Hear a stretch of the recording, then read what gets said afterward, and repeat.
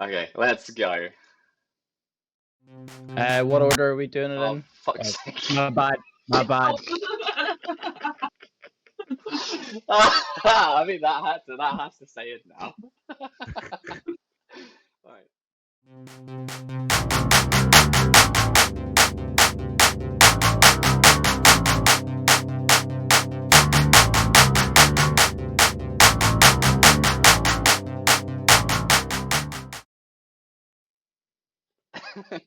And No, there we I'm go. leaving you. I will Someone's just call Zoe abandoned out. me. She was partaking in the dancing. Absolutely not. You have no proof. Hilariously, even if I did partake in the dance, you couldn't see me, could you? Because Yep. you see the stream, not me. Yeah, that's the annoying bit. Yeah, I'll so get you one day. one day. I have a dream. Mhm. But yeah, welcome back to the Catching Out podcast. I feel like I should start with like the really cheesy. What is up, guys? Welcome back to the Dodgeball What's up, podcast. guys? Welcome to Right. Catching Out. Out. But yeah, we've hit a big milestone, haven't we, guys? We've hit a big milestone on the podcast world / YouTube. We've hit 100 subs. Woo! Pat ourselves on the back We're the for actually best. doing We're the something. Yeah. best. We go us. Yeah, I don't know how we compare to other clubs. We definitely don't compare very well to British Dodgeball, but to other clubs, I think we do pretty well. Well, we don't stream dodgeball matches, so I don't think we're going to really hit that level unless Not we yet. actually made something like that. Don't rule it out. Yeah. Whoa. We're not making any promises off of this yet. Right? Oh, no. No, I'm not Don't making give any people promise. false hope. Don't give people false hope. Nah, but just saying, like, don't rule it out. There's always a possibility. Yeah. Investors, We definitely have not looked into this yet. 100%. but investors, if you're listening, just Investors. yeah. Out of the 100 subscribers, there's definitely an investor. Yeah, instead of do you know buying what? Man United, come buy Catching Out podcast for a couple of billion, and we'll get it all kitted out for you. It's Dodgeball about the like same value, right? dodgeball like you've never seen it before. I mean, if we had the proper investment, we're gonna have dodgeball in VR headsets and we'll be at home watching it. Like, it'd be sick. Oh, I don't know. I feel like I'm ill. I just even thinking about having a VR headset and watching all the dodgeball and stuff. Like, 'cause in the NBA they have the same thing, right? Where you can buy like courtside VR tickets. Where like No way! Is that yeah, a thing? I didn't know yes. that was a thing. So if you That have like a headset, you can like buy a ticket to watch the game, and they basically stick a camera like courtside on as a seat, Yeah. and you're basically sat in that seat, and you just like watch the game live in virtual reality. Yeah. Honestly, you're Wow. gonna get shit like that for everything nowadays, or because actually we're absolutely massively detoured here, right? I was going to say, Alex touched me. Let's move it swiftly on. World of Dodgeball, is there anything else to say? I don't know. It's like been, okay. So there has been League 4. We're not really going to be talking about League 4 today. We'll cover it in the next episode. Uni League's still going. We will get around to Uni Leagues one day, I swear. One day. It'll happen. I mean, I've been to North League 1 and North League 2 now to see what's going on. It's been good to see. Some good numbers turning up. And yeah, it seems good, like seeing all the live streams that all the unis are doing as well. So, dropping in on the Instagram every so often. I'm assuming I'm the only person who's dropped in on the Instagram on the Catching Out account. On the I probably have accidentally. Can't lie. Fair. So it was probably one of us. No, it's definitely one of us. Logic follows. But yeah, so we are trying to keep an eye on the uni scene and everything that's going on. Yeah. Shall we get straight into it then? And shout out to those who sent in some League 4 footage for us to Yeah. watch. I haven't actually got around to it yet, but I will for whenever we talk about the actual league. Yeah. Yeah, we've literally not had a week off really, so but Nope. we do appreciate it, and we will keep an eye on it. So thanks for everyone messaging on that, and we will get around to it. So big thumbs up. I'd also say, obviously fantastic to get people sending in YouTube videos, but we don't have all the time in the world necessarily. So if you want to just like write a paragraph on what you've done that day to us, that would be phenomenal for me. I'm much more of a reader than a video watcher. I know you guys keep videos on in the background all the time, but I am a writer, I'm a reader. So I know Nathan Thompson has told me that he's going to send in a couple of things every now and then, and so Oh, just that's like cool. stuff like that would be fantastic to just see little paragraphs here and there, just to keep an eye on how things are going. I mean, yeah, Awesome. I'd back that because most apps have like a text-to-speech function these days, so you can just, even though I might not read it, I'll probably listen to it in some format. So Oh, reading a verse, my God.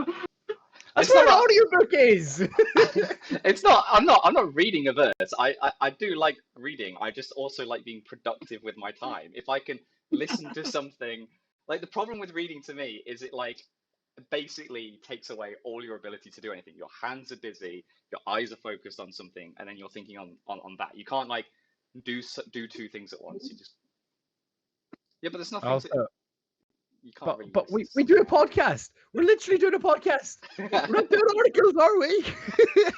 Not yet. You shut your mouth. You shut your mouth. That is where I draw a line. I'm not writing anything. You won't need to. Right, Awful. Go on, let's get started. dodgeball. Let's go. Women's Super League. We're on the second league meet now. If you hadn't realised. So this pod will go through summary of second league meet, and we'll like preview third league meet, and also those long-awaited matches to catches. I make everyone cringe as I say it. So, so seeing as you weren't here last time and you weren't able to give your opinion on what happened in the first league meet, I'll let you go first. What my opinion on this week? Well, opinions on women's Super League in general. Yeah, I mean, in general, I think the prediction that we gave before the season was it might not be as chaotic this time around. I maintain that's accurate, but it's still impressively chaotic this early in the season. Yeah, some really interesting results there on the board. 10-10 to Storm versus Derby is a really interesting result. I'd say that Storm will be really happy with that. Derby might be a little bit unhappy, considering this isn't what I'd refer to as a full-strength Storm team yet. They're still gelling. So I think Derby would have wanted to take that win, and 10-10 is really exciting. Two massive losses for Bees last time around, which is fun to see after a really good start in the first league meet, to just suddenly, very quickly fall from grace. 14-6 for the Rangers, fantastic match for the Rangers. They played really well. And they've got another 14-6 against Storm 2 there, which is just setting them up really, really well for the rest of the season. Yeah, Stafford have got their first win up on the board, which is good. That sort of doesn't stay off worries about relegation. Obviously, it's too early for that, but like it's a nice thing to have in the bucket now, quite early in the season, so that way you're not completely stuck, completely out of reach by the end of the season of getting out of relegation zone. So yeah, lots of interesting things going on there. Beagles as well, which I haven't touched on at all, but I'll let one of you guys cover that because my God, there's some interesting results for Beagles. Oof. Yeah, Beagles had probably, in my eyes, the two most interesting games of the day. And I was actually commentating for the Beagles Spartans game, and I was just literally like just enjoying it too much. I was like just jumping in every so often trying to come up with some rubbish to say. Both really good matches as well. For the neutral, both games Beagles went up by quite a few sets and just couldn't keep it. I know in the Spartans game, Spartans kind of changed their tactics and really tried to disrupt how Beagles played. I was talking about it on the stream where they really tried to use their aggressiveness to just cause chaos, and they always came out of the chaos up players, and they made it really work in their favor. I have to say, fair play to Spartans. Like, pretty much every single one of them really stepped up in that second half, and I don't think they actually dropped a set the entire second half. I might be slightly wrong on that. But that's just from memory. But yeah, I think Spartans only had 1 point or something like that going into halftime, maybe two. And just the battle back was so good to watch. Like, it was really, really good dodgeball. And Bedford just had no answer to how Spartans played. It was really good. Don't know if you have anything to say on it, Nick. Yeah, wasn't it? I mean, not really on the Spartans game. I think for me it was more the Valkyries game like stuck out to me more because I think in the first half Beagles really showed um, what they can do and how they can deal with Valkyries, and Valkyries just didn't seem to have an answer at all.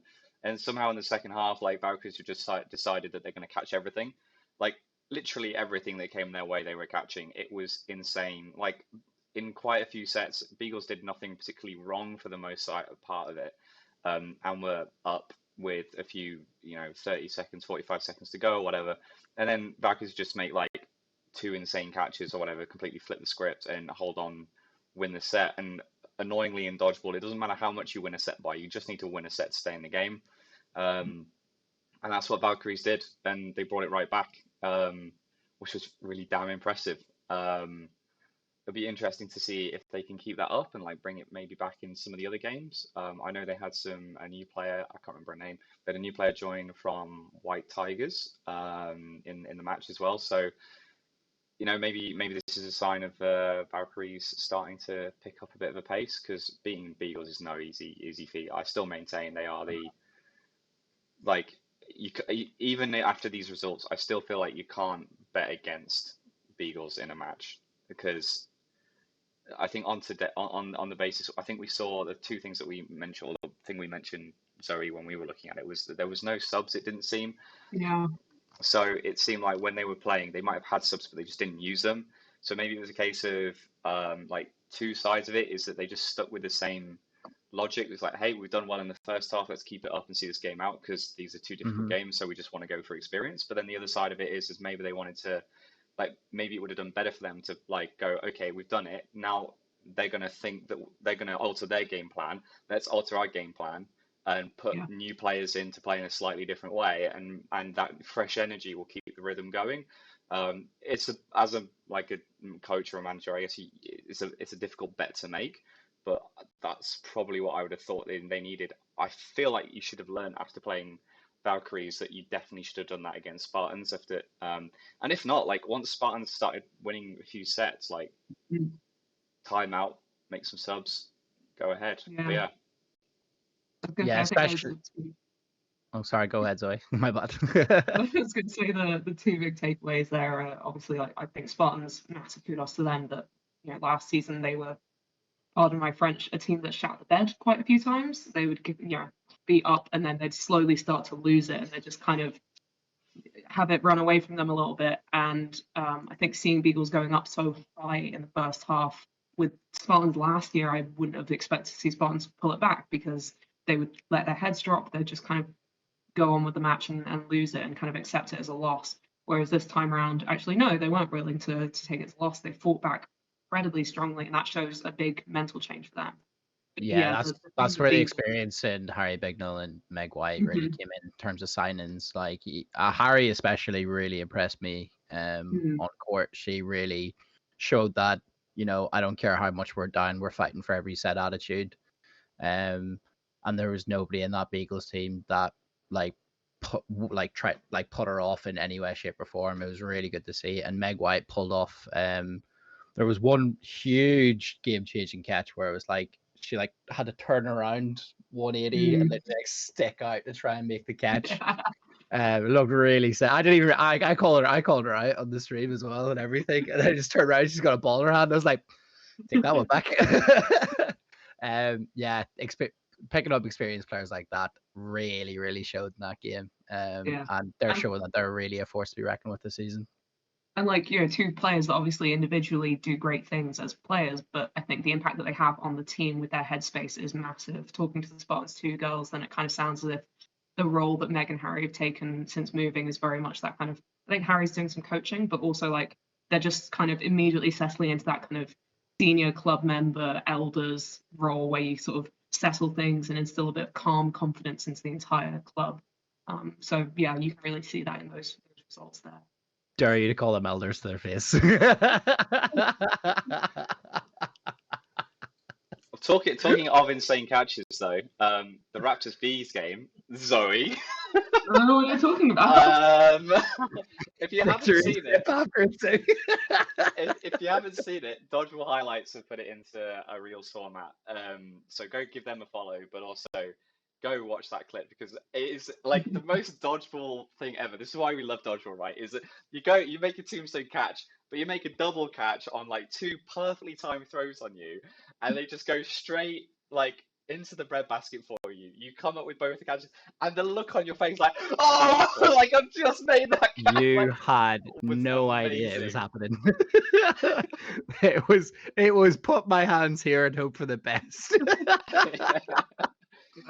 I mean, the I aim there is, you want to come out of that with at least one catch. And I think I did make 2 or 3 other catches in the neutral zone in the Yeah. same sort of way in that same match. I think I did it once in Rangers as well. So, like, it's not entirely luck. Well, I The mean, like double element is luck. neutral zone catches are a bit, old hat these days because you're doing them all the time. It's all about them Mm. double tombstone catches now, Zoe. So no, I just wanted to highlight that because that was an insane play. It was great to see. Yeah, Um, definitely. before we move on, I didn't get a chance to watch the Storm Derby game. I don't know if anyone else did. No, I caught the second I half of it. Okay, because yeah, I do you know how did it end? Was it a comeback from one team or the other? I honestly can't remember, and I feel really bad for saying that. I think I was warming up for the match at that point, so I wouldn't have necessarily seen the end. yeah, that makes sense. I was It was very commentating the loud. Stafford Sheriff's game, so I couldn't Yeah. watch it. Yeah. Sorry, Storm and Derby, but Derby record most of their games, so I imagine it'll be up at some point. So go give Derby a follow on YouTube and or a sub, and you'll see that game come up.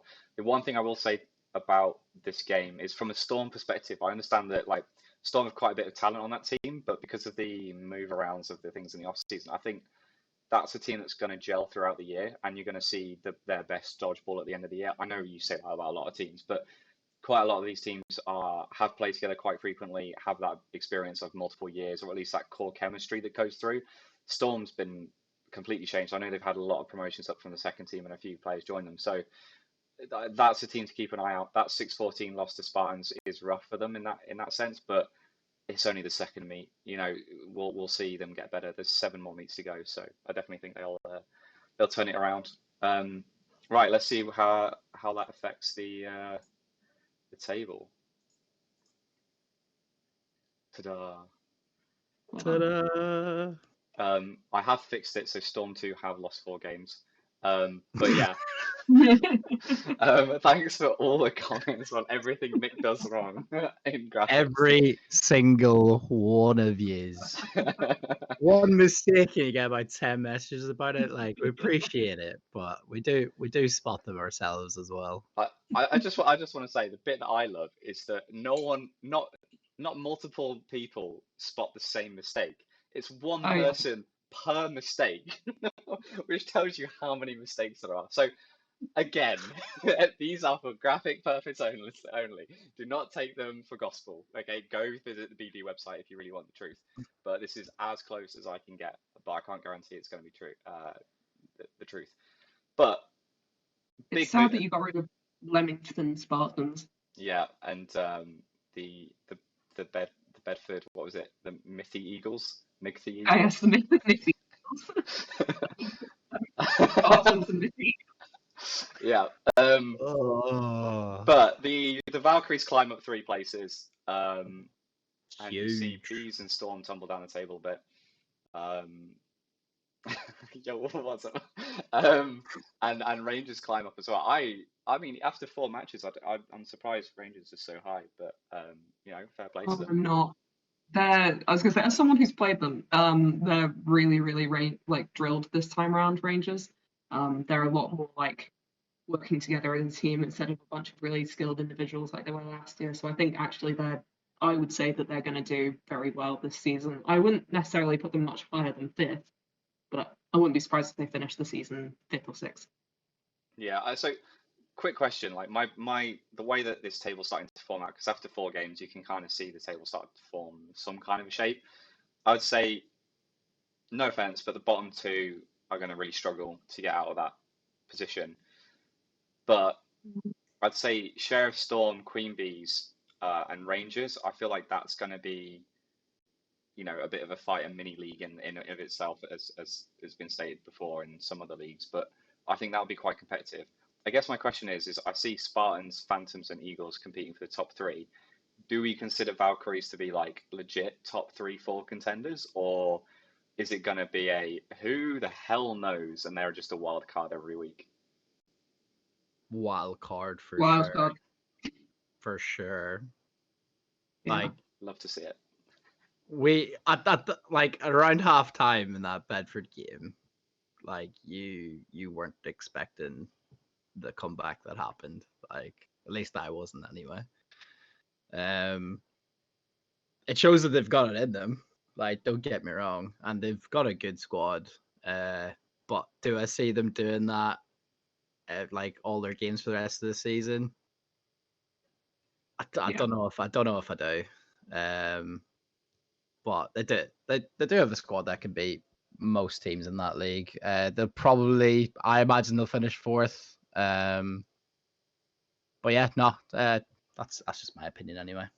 I feel they're a team that could beat any team but lose to any team. Yes, Yeah. absolutely. So, whereas I feel like, I think, apart from Queen Bees losing to Raptors, I think Sheriff, Storm, Queen Bees, and Rangers will probably beat those below them. I don't know. I'm obviously biased as an insider with Queen Bees, but I think currently with the setup that they've got and with Emily Walker and leaving to play for Sheriffs, and with me transferring now to Leeds, I think that's, you then have to consider which players might actually also leave partway through the season due to personal commitments.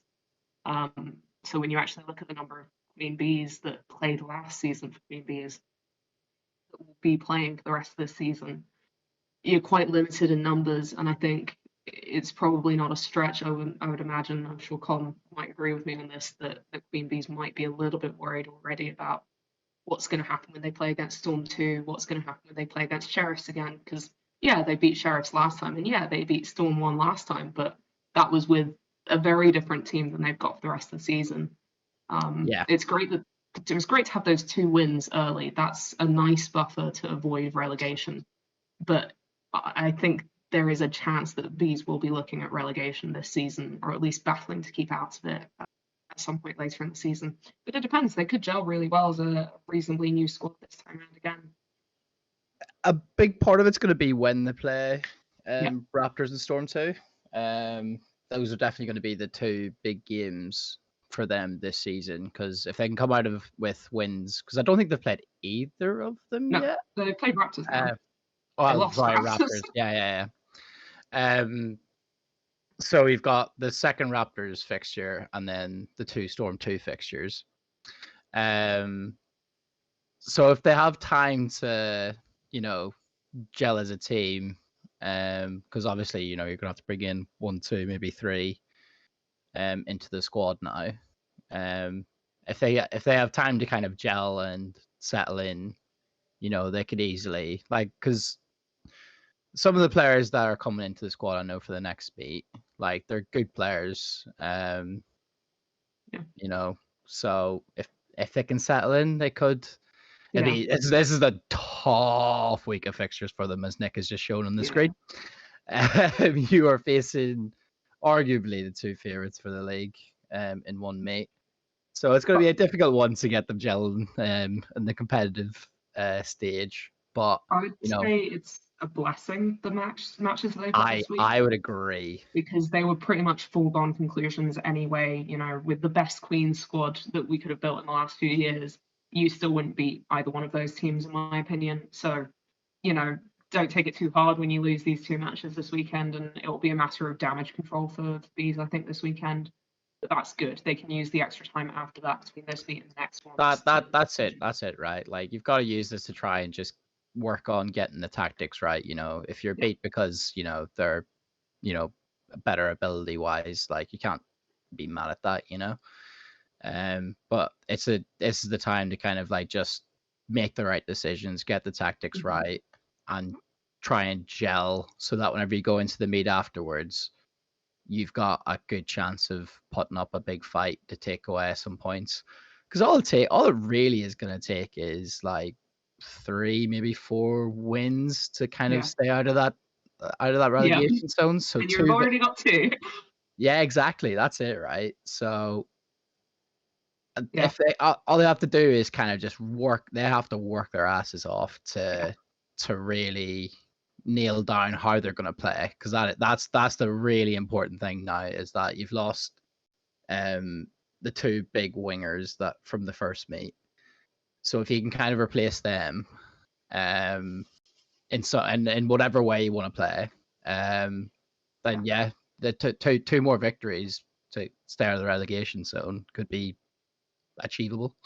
And that's all you have to do. That's the bare minimum you have to do, right? And then after that, you can go for positions after that once the pressure's off. But the big pressure is getting that 4 wins. Yeah, absolutely. So it'll be interesting to see what happens. I think so much of it will come down to the coaching. But yeah, absolutely. I'm not saying that Queens are going to get relegated. I'm just saying I think they might have, Nick's saying that they're comfortable in that middle. I would say potentially we'll see over the next few meets, but I'm not sure I would call it a comfortable position anymore. I think it depends how Raptors do as well. I mean, to be honest, that's enough talk about bees for the whole pod now. Sorry, yeah. But I think Storm 2's, no offense, Colin, we're not talking about your team. Storm 2's as well, they've got the players. I just don't know how much they train together and how much they're able to gel. Again, they might be a team that get better as the season goes on, but there's only a certain number of matches that will come around which will be favourable to them, and if they can't gel in time for them, then that might seal their fate. Same with Raptors. I think they've already had 1 or 2 games go by that it could have been, their fight. They've still got to play Storm 2, and I think this Rangers game with them could be an interesting one, just to see how they go. I think it's going to be an odd day of fixtures, I think. Yeah. Because there's not really anything that's a foregone conclusion, but there's definitely some biases in some games where they're probably hedged favourites, but you genuinely don't know what might happen on the day. I think last week we had a few more matches where going into it, then it was very much either one could win. And obviously it's still Women's Super League. Either one can win in this situation, but there are a lot more matches here that I feel like I could put money down on which one I think is going to win. There are still some really, really interesting matches though. Entire board. It should be a good day. That last game, Phantoms v Spartans, currently first versus second, I think. Yeah, first versus second. Big game. Only unbeaten teams. Yeah, big. Derby have lost? No, they drew against Storm. They drew. Yeah. Okay, yeah, all right. The technically unbeaten teams. Unbeaten. Yeah, the not 100% win record. Some of us pay attention, Nick. Mate, I've seen so many numbers go through my screen, so... What numbers, Mason? Jesus Christ. Anyway, I mean, without a doubt, that's going to be on British Dodgeball's live stream, so give that a watch. If you're not staying around to 8 o'clock on a Sunday watching Dodgeball at St George's Park, what are you doing on a Sunday evening? God, imagine having a life outside of Dodgeball. I mean, yeah, to be fair, I'm not going to stick around for that. Wow. I probably will be, to be fair. Some of us got work the next day, I've got work the next day. I don't. It's great. Go do one. Might take a few cans into St. George's, Yeah. What else were you doing on a Sunday? Touche. Yeah, other games to look out for this weekend. I don't think the Derby Spartans game is our match to catch, is it? No, it's not. The Derby Spartans game, sorry, isn't our match to catch. I think is it the Storm Rangers one. It's the Storm Rangers one, isn't it? We it? can move on to match to catch. Let's go to our match to catch. Yeah, sorry, it's been a long day. Storm Rangers, hey, yeah, there we go. You're just guessing at what the match to catch is when you have a graphic. Yeah, I have a graphic, pre-prepared. Yeah. So, who wants to go first? Zoe, do you want to actually say your prediction this time rather than me having to have pre-recorded it like this? I can't remember which one I said a few days ago. I flip-flopped so many times. Do you have a little reveal? You No, remind Oh, me. he edits it live. Yeah. No, you haven't said. No one's committed to them this time, so you got to make a decision. I honestly back Rangers. I think that Rangers will, you know how they just sort of get their energy up and cheer each other on. I think that that's kind of Storm's kryptonite a lot of the time. I think it's why they struggle sometimes against Derby. Stop mocking my hand, dude. Team spirit. I think Rangers, that kind of energy that they bring, will do really well. And they're on a bit of a roll. They're probably feeling pretty good about themselves. And I think some teams that would make them get too cocky. And Rangers, it doesn't. They just seem to get better and better the more they get excited about themselves. I was going to do hand gestures again. But yeah, no, Rangers. I'd say Rangers this time around. Fair enough. Colin, thoughts? Oh, I am gonna go for London Storm. That's my prediction. This is a really weird one because it just depends what Storm team turns up, Yeah. right? Like, so I'm gonna make a prediction that they've got a full squad. This will end up being very wrong. No, like they brought in a few. Like giving Derby a game, would give them a lot of hope and momentum going into this league meet, I would imagine. Derby being like the well-drilled team that they are, very difficult to beat. So to get a draw for them is huge, as we discussed earlier on. So I'm gonna kind of give them the benefit of, you know, being able to take in that momentum, maybe one or two players returning into the squad, and giving Rangers a very tough game. But this actually could be a very tough one to call. I can imagine, I could see it going either way, to be honest. Well, that's the thing. Like on the converse of that, right? Like you played Rangers last time, didn't you, Zoe? Like these, yeah. Yeah. And that these They teams, Storm won. yeah. So, oh yeah, you did, yeah, but in the first league meet, right? Yeah. So even though Emily wasn't there last week, I mean, it was vaguely the same squad as the week before, right? Yeah. So Minus I Emma, think, yeah, like I feel like Rangers will be a boost from that because they actually won that game versus Storm actually drawing because obviously you guys getting those wins. I say you guys, you're part leads now, but like Bees getting getting the wins in the first week. I feel like that will give Rangers a bit of a boost. Having said that, I am gonna go for Storm. You coward. Oh, god damn it. It's the obvious choice, Storm, in this one. That's Yeah, cowardly loser. The thing is, I genuinely I don't know enough about Dodgeball. yeah, it's true. I don't know enough about Rangers to like confidently say one way or the other, to be honest. Yeah.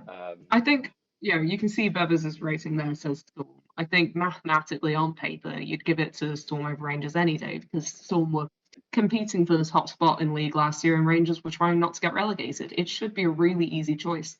So I think the fact that we're all kind of sat here going, "Ooh, I don't know," is actually massive credit to Rangers that they're now a team that we can honestly see taking it to. Obviously, it's not the same Storm, but it is still a very competitive team. I think that's massive credit to Rangers. I think that's one of the great things about dodgeball. It's just like everything changes up every year. Like just because one team's got really high pedigree, that doesn't necessarily mean they're actually going to walk it the next season. Beagles have done it for a while now, but there is enough movement around that teams get better, teams train in different ways, and you see changes in the league. That's what happens, isn't it? That's how league table works, yeah. Fuck you. I hate you so much sometimes. Love you. Right, you can keep talking while I reset these. And he said I was low energy before we started this recording. God, he's regretting that one now. Jeez, I am. What's next? Oh my god. Yeah, it is. He says with no confidence whatsoever. Yeah. It is Women's League One. I got a lot to That's London change. Super That's still League. Super League. Yes, I know. I need to change the graphics. God, there's no break. God damn it! Why won't you leave Telling me me alone? all the time. Um, I brought this on myself, really, to be fair. Yeah. Absolutely. Right, That's well, just by fuck picking you us to guys. come I'm on. going to start with Leeds. Absolutely smashing it. That Leeds Nighthawks game was. I've watched it back. Thank you, Nighthawks, for recording it and putting it up because, yeah, we didn't we didn't leave the GoPro with any charge on to record it for Leeds. So glad that we got that recorded. But yeah, no, it was a great game. And like, yeah, Leeds just seemed to just have control of the game, which really surprised me because I know Nighthawks have like a pretty decent team. So yeah, I was pretty surprised. I was very happy with it. So let's go Leeds. Um, Other than that, I think the Nighthawks draw against Spartans too surprised me as well because Yeah.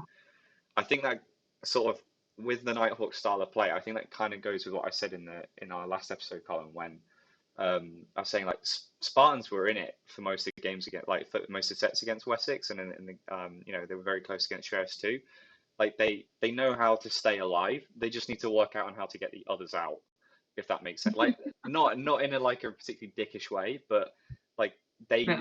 they knew how to make the safe decisions, right? So make sure that they didn't screw themselves over, leave the player up, and, you know, give away free hits. But what they did do, what they weren't able to do, was capitalize on when the others were making mistakes.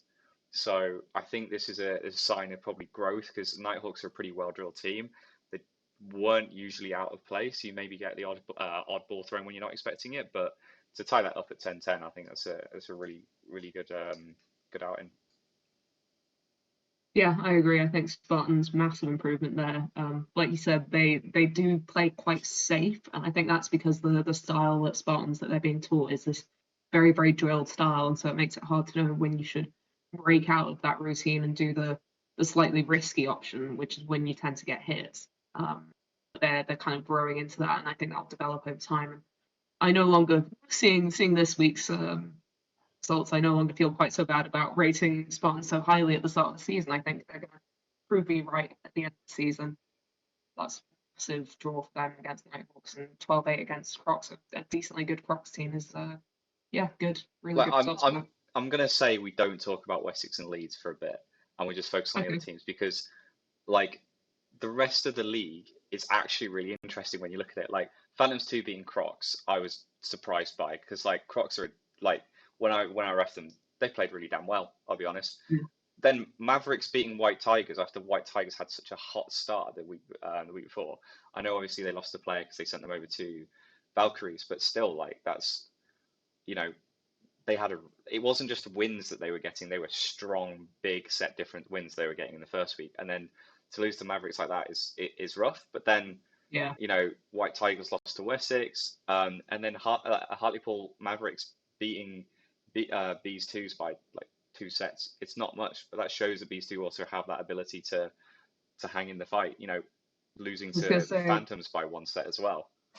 I know you've said let's shut up about bees, but to quickly go back to talking about bees again, bees too. So honey's fantastic lead meet for them.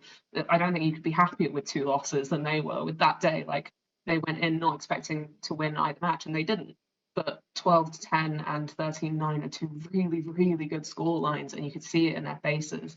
There were 3 new girls on that honey squad who were Muds Yeah. players, who just played Mhm. phenomenally well, fit in really well, and really upped the energy. And everyone around them was playing so much better than they did in their first meet as well. So it was just really massive improvement for Honeys between the first and second meet. Hopefully we'll see that next meet as well.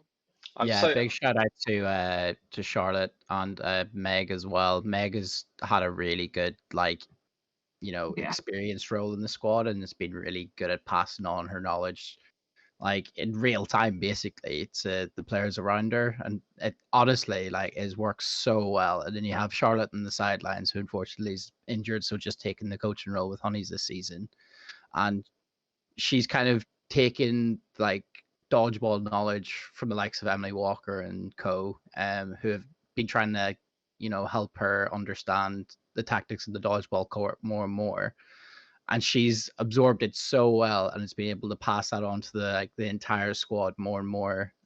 each week. It has been honestly fantastic to watch. So a huge shout out to them too for what they're working with the squad, and the Muds girls who came in are so keen and enthusiastic, and they're they're like really listening and working really hard and blending so well into the squad. It's been really, really nice to see. Yeah, I think it'd be an ideal scenario would see so many new clubs have a Meg on their team, because like just watching her as she sort of like coaches the team and like reassures players, is keeps the spirits up in tough games, is like really important. And it's why if you're traveling a long way to go to St George's Park, it's still worth it, because the team, the camaraderie, the fun, the whole experience is what makes dodgeball. And yeah, like Yeah. some people end up coming and they get sort of battered every week, and it's really hard to keep the energy up, and they are just a group of friends. But when you have someone like that who can say, look, no, we've been here before, I know what it's like, let's just have some fun, it's really good. And yeah, for Muds, like just for context outside of like National League, the Muds women's are absolutely killing it in Bucks. So Muds, for those that don't know the acronym, University of Manchester, the Dodgeball Society, so Manchester Uni Dodgeball Society, they entered Bucks for the first time since COVID. Their men's are doing solidly in the League Two, Men's League Two, but the women's as well have just like come out of nowhere and really taken the league by storm. They unfortunately lost to Sheffield Diamond Arrows. I keep forgetting which one. Whatever they're called these days. Whatever material they're using. Yeah. Sheffield Concrete Arrows. Obviously, Sheffield are a fantastic team, well-drilled team. They've got a great history. So I don't think there's any shame in losing that, but they've done so well in all their other games, and to be a completely new squad, really well done. Massive shout out to Muds for getting a women's team out so quickly and doing really, really well. But yeah, cool. Move on. Yeah, let's go on to our league table. If I remember how to work this thing, I know what I'm doing. I definitely know what I'm doing. So yeah, lots of movement. There's lots of changing around. Obviously after that loss, except honeybees, who are strong and stable. Strong and stable. Do not use that phrase ever again, please. Yeah, I mean, look, there's definitely on the up. I think honeybees, even though the table doesn't necessarily show the results this week, are really good for them. But obviously, White Tigers falling down massively after their 2 losses. But seeing Hartlepool up there in third, really good to see that. And then I think Leeds and Wessex unbeaten at the top. Makes for a spicy meet this week. But for the rest of the table, I honestly I could not tell you how that table's going to end up. Genuinely not a clue. It is actually a really competitive league. Yeah. Which I maintain that Women's League One is going to be the really chaotic one this season, because of the fact that there's so many like twos teams in there that are going to change dramatically depending on who's still in the ones. That always changes, that fluctuates your season so much. And then there's a bunch of first teams in there that I would say are teams that any other season would be in Women's Super League and just happen to not be in it at the moment. So it's such a competitive league. It's such a good league. I love Women's League One. It's such a nice one to watch. Women's League in general is just insane to watch. Like, I was talking to Alex, and he's just like, if you could stream whatever, what would you stream? I'm like, Men's Super League, Women's League One, Women's Super League. Like both the Women's League are so competitive. Every match will be competitive. It'll be close results. It'll just be good fun to watch, and it's actually like a league that I think it's just good energy around. It's maybe not as like cutthroat as Super League is, but it's a good league to watch. So yeah, I didn't necessarily expect it to be this competitive, because I thought there would be, the seconds teams would have been drilled so much better because they've worked with the first team in the Super League, and then other teams that are brand new getting their first experience of Women's League One. But boy, am I wrong, and I'm glad to be. Not surprising. I am happy to be wrong here. Any thoughts, Colin? No, I just think it's a league that's still kind of like forming to take shape. Like last week, we were talking about White Tigers potentially, being the dark horses, and they went and took 2 unfortunate losses. Spartans too. You can't like count them out either. Like easily could be on 3 wins and be in third place. Like it's like you said, anybody could finish anywhere there right now. Like the Honeybees had 2 very close games, could easily have come out with, you know, a draw, maybe a win, which could have like dramatically changed the table realistically.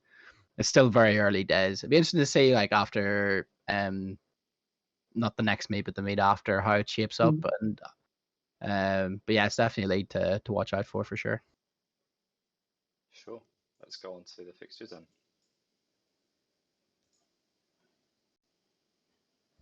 Any other than the big one? Because we did talk at length about what I would match to catch to beat. Because as much as Lauren, we're sad you're not playing, to give Wessex the match to catch 3 times in a row, and It's so stupid. and you guys like wanting it every time as well. It's like we just don't want to give it to you, but it's so hard when it is the 2 unbeaten teams that are looking so strong, going at each other this weekend. So Yeah.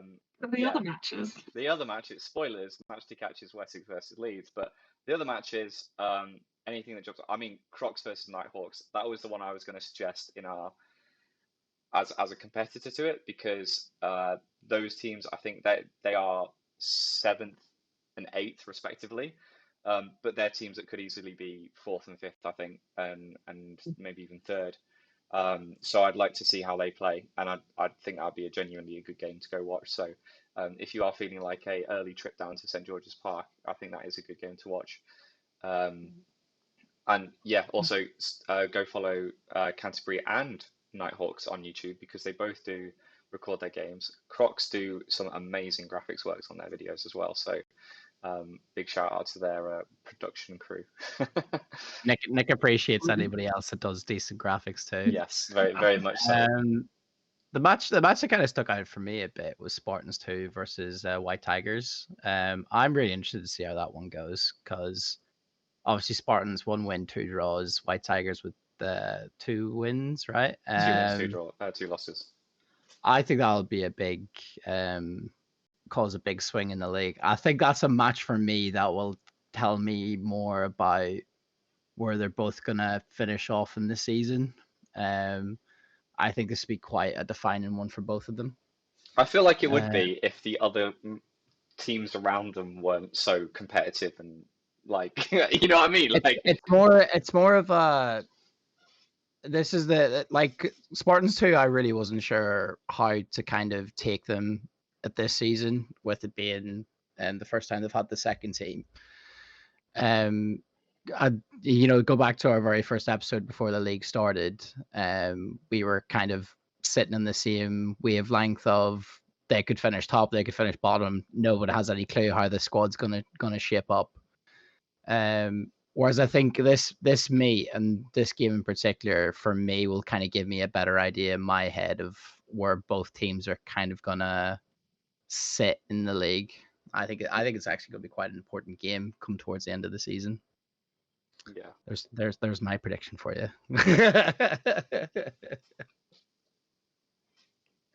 I would back White Tigers to win that game though. That would be my prediction. I don't know. I think that'll be an interesting one. I agree with Colin. I think Spartans in the form that they've been recently could actually take that one, take the swing. Maybe. Yeah, I'd say the other interesting one to me is the Sheriff's Honeys one. I love a good bottom of the table clash, to be honest. I think it's nice to see teams that are according to the table well matched play against each other. And I think Honeys have been doing better than they were obviously in their first match, their first meet, and Sheriffs have been, fine. They've got a draw, but otherwise haven't had a win. So it's a chance for both teams to actually get their first win. Yeah, they've had a draw. Fans, yeah. So both of those teams are looking for their first win, and I wouldn't expect either of them to get their first win earlier in the day, to be honest. So that'd be big for both of them. Also, 2 of like the loveliest teams ever. Like friendly, like genuinely 2 of the nicest teams that ever graced the court. So that be many laughs all around, I'm sure. I also think Crocs Hartlepool, that would be an interesting game. I think Hartlepool will win it, but I think it'll be an interesting one to see how much Hartlepool win it by, because if they just win it, I think that backs the idea that it is a real mess of who's going to finish out there. But if Hartlepool put a strong win in there, I feel like they are definitely in place for a third position finish. Yeah.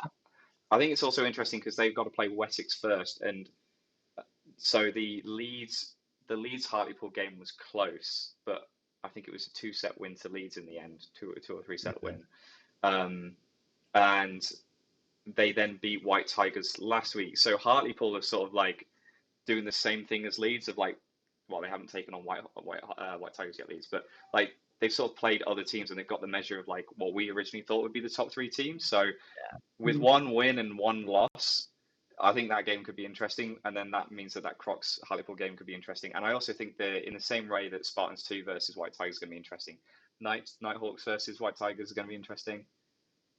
Like all the matches are interesting, so I'm pretty sure you've said all of them at this point. No. I haven't said. He really loves this league. Let's be honest. I do. To be fair, I do.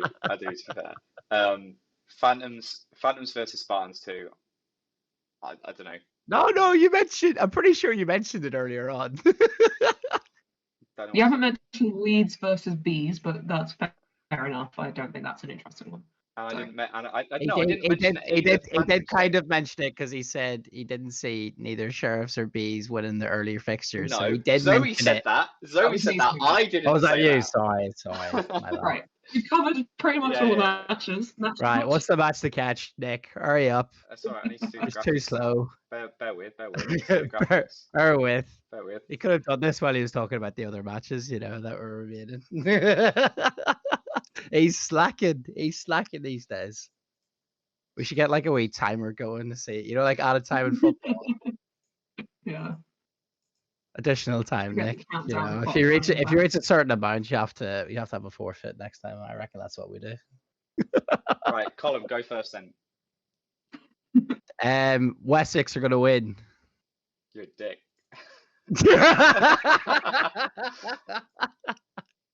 Easy win. I predict 20-0 win. You prick. Oh, I love my life. Oh God! Let me predict what you two are gonna predict. I wonder who you're gonna choose. No, he's not being serious. I'll tell you exactly why I am going to predict Wessex, and it is because I want good vibes on the CFK. I don't want to say last time I supported my team to win, we lost. So I'm going to say Wessex are going to win, and either I win on the predictions or I win because my team won. So I'm going to say Wessex, but obviously let's absolutely smash them Leeds. You are the worst. You are the worst human being ever. Dear God, Jess, get him out of the club. Force him out. He doesn't belong there. Can't even support his own team. Zoe, this is going to be your debut for the team, right? And he's absolutely shot all over it. My debute's technically against Honeys. Oh yeah, you're playing that first. That is going to be smash it. That'd be good for But no, this is my debut for Leeds at League, and this is a really exciting match. I think I would be shot if I didn't say League. Nick should be joining the club and immediately saying no, Wessex are going to win. Disgraceful, absolutely disgraceful. I do. You see, if I genuinely think the other way, do I have to change my vote, or can I just leave my vote this way? Yes. No. Zoe, change it. Dear God. I just want to point out, right? This man, he loves to talk and all that, right? Before Leeds versus Bees is in my ear. I'm undefeated against Bees. Just back the talk, mate. Back the talk. Yeah, there we go. There we go, ladies and gentlemen. For the audio listeners, he bottled it and he actually chose Leeds. Fair enough. Peer pressure wins. Every single time. Yeah. Oh God! And who's Bevis Bevis has chosen? Leeds winning as well, which actually surprised me. That actually surprised me too, because Leeds, the women's team is a new squad, and he doesn't have any. Yeah, where's he getting the data from? Well, he will have the data from pre COVID. Has Even he though used, has he used much of that though? Has he? I think so. And new season opener as well, I guess. Yeah, which they did Mm. well in. Yeah. But then again, if he did use pre-COVID data, the women's team didn't get a single win in Super League. So, yeah. Basically, Bevers, we've got questions for you. We've got questions. We need the answers, right? Better be in your article, mate. Better be in your article. Yeah. But yeah, no, definitely back the Leeds women to absolutely smash it. Yeah, I think it'll be an interesting one. I'm curious to see what Wessex's team sheet looks like when they finally announce that. Because, like you said earlier, we know Lauren Gallagher's fucked her finger, so she's out. That's the medical Obviously, term. that is officially the medical term. She's broken her little finger. That's what the doctor came in and said. Yeah, fuck the finger. Yeah, so that's that means does Wessex actually have a full 8-person squad? I don't know who they've got signed down. Leeds have a full squad, so that's could be a deciding factor to an extent. I'm also really looking forward to whenever Wessex listen to this and come after Nick after bottling his prediction. Can't wait for it. It's gonna be great. Yeah, you realise how to use it. It's your fault. Yeah. I mean, let's yeah. move her on. Yeah, I think it's going to be an interesting game because I think I think play styles are going to be slightly different.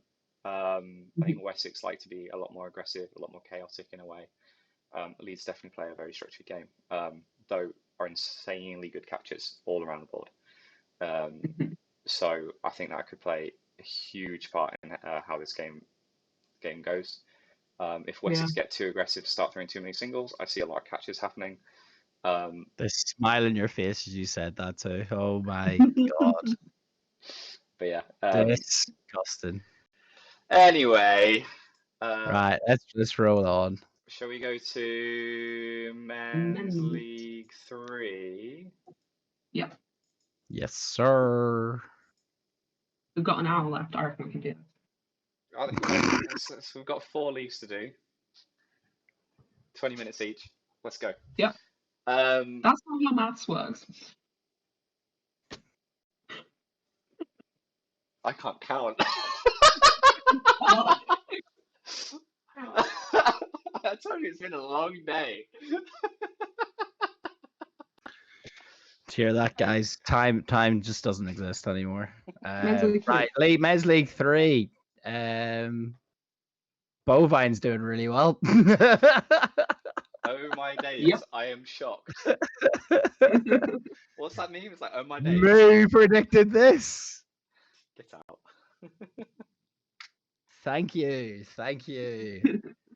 Hey, I thought my holy cow pun was pretty good, so I'm sticking with that. Oh my god.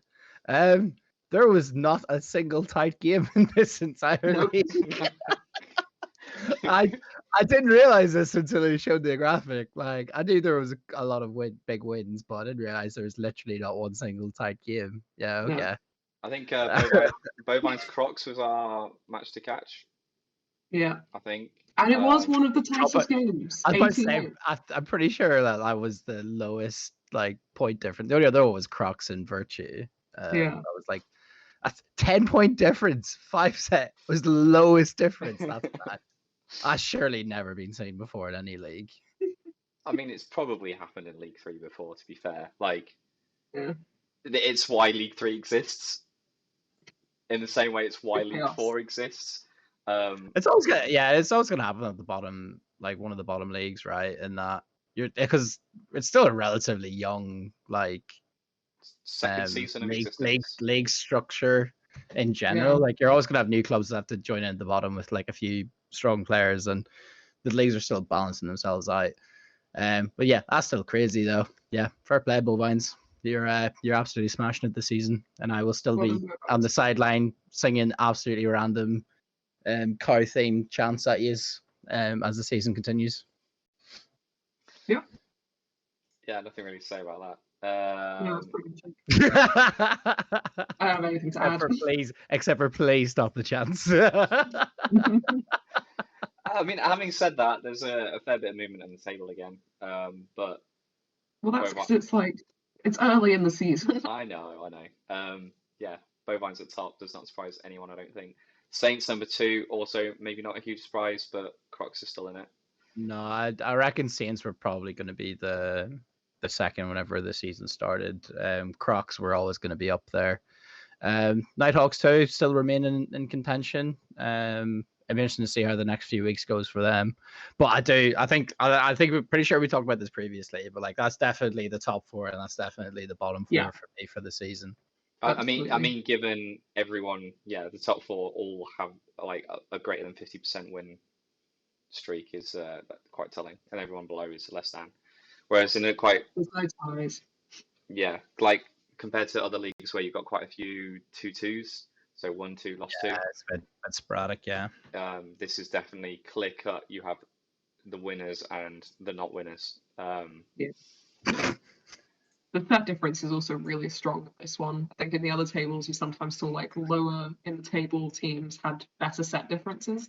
Here, it's just linear. It goes fully from 60 set difference to minus 86, which Like is pretty impressive. 60 set difference after 4 matches. After 4 matches, that's That's crazy. That's greater than. And considering Saints have a loss and are still on 52 set difference as well. Yeah, like that's actually nuts. Strong score lines.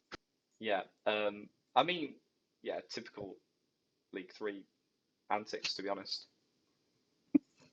What do we expect? Moving on to the next league meet. Let's hope there's a few closer results. Obviously we've got Crocs Saints. That'll be a good game. Same with Saints Nighthawks as well. Yeah. So maybe we will get a few closer games because there's teams that are in the top. I think it'll be harder. It'll be harder not to, surely. At some point, like the good teams have to play each other, right? Who wants to spot Nick's mistake on this one? Where is it? Bovines do not have a second team. Yeah. Yes, Bovine second. Silly Billy. So many second teams he can't keep track. Fix it. Fair, Bovine seconds against Panthers, I still think would win that game.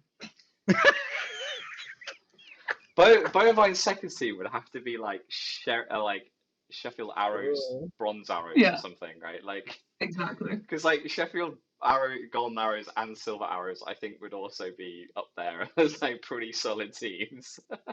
Yeah. Not wrong. Definitely not wrong. I'd love to see some of the Bucks teams play some National League teams at some point. Like that'd be such a laugh. But yeah, definitely need sign to up for the opens, folks. Yeah. Definitely. And not just if you're a uni team, I think you can apply for the normal opens because they're just like any team can enter. Yeah, opens absolutely. So I know there's like the uni opens, which are like uni teams only. But yeah. Anyway, what's this match to catch, Nick? Well, let's go straight onto it and see. I believe the match to catch. I actually have to check now because I need to. It's Wessex and Leeds again. Woo! No, it's not. Unfortunately, Wessex have another match to catch. What a shock! It is. I feel like Nick is just a little Wessex fanboy now at this stage, to be honest. Wow. Yes, let's go. Love it. I can't wait to clip just that. You saying wow. Wow. God. So match to catch. Virtue Slayers v Mavericks. Two young teams playing each other. I'm gonna go straight away and say that I think that Mavericks have this. Any reason? They're a solid team. They have good players. They've won Northeast League, regional league. They've that team's been playing together for ages. Most of them have come up through the ranks. It's just about for them as a team. Like British Dodgeball even mentioned how many young players they had on their team, I think, in the latest newsletter. So as a like club, they're really good at nurturing talent and developing it as they're growing older, and it's starting to show. So I won't be surprised if you see the start of that talent maturing and doing well in this league. Obviously, they're in the bottom half at the moment, but I think they will definitely come to do better. I think the difficult thing that Mavericks will be in is that, or the situation they'll be in, is whether those players then head off to uni or they stick around. And if they head off to uni, are they then going to be losing some of their players and still requiring to draft up players from younger, or if they're going to be able to recruit new players from the local area? They won't be leaving to uni now this season. No, but like going forward. So sorry, my train of thought is that I feel like you'd see them progress through the leagues because of this like maturing of their ability, but it depends on how long that talent stays around and if it goes through to other, because Virtue Empire have the same problem. They've got very good junior teams that are coming up, and those players then either realize that they need to go to another club to get some different type of training, or they go to uni. Yeah. So basically, next pick the team because they haven't left for uni yet. Yeah, that's my logic. I mean, laugh at all you want. I think that's pretty sound logic. Go do no, I agree with the logic. Yeah, I think for the same reason I wouldn't want to see either of these teams win the league, because I think actually the teams should stay in League 3, and I think that'll be, as their players move out and new people come in, then it's a good level for that style of team. As terrible as it is to say that you don't wish on a team to win a league, I think this is the right league for those two clubs to be in for the rest of the next few years, unless they drastically change up their style. And I agree, Mavericks will win. Fair enough. You too, Colin?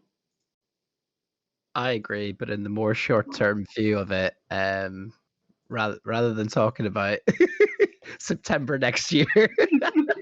No, I think I haven't seen too much of either side, to be truly honest. But from what I have seen, Mavericks do look very, very solid, and are always improving. To be fair, I reckon it'd probably be not a sizable victory, but I actually do think that they'll win by quite a few sets. To be honest. Yeah, fair. Pardon? Oh, actually, I could be, I think it's the first time we've agreed. No, we agreed we agreed Bees would beat Storm in Men's Super League. All four?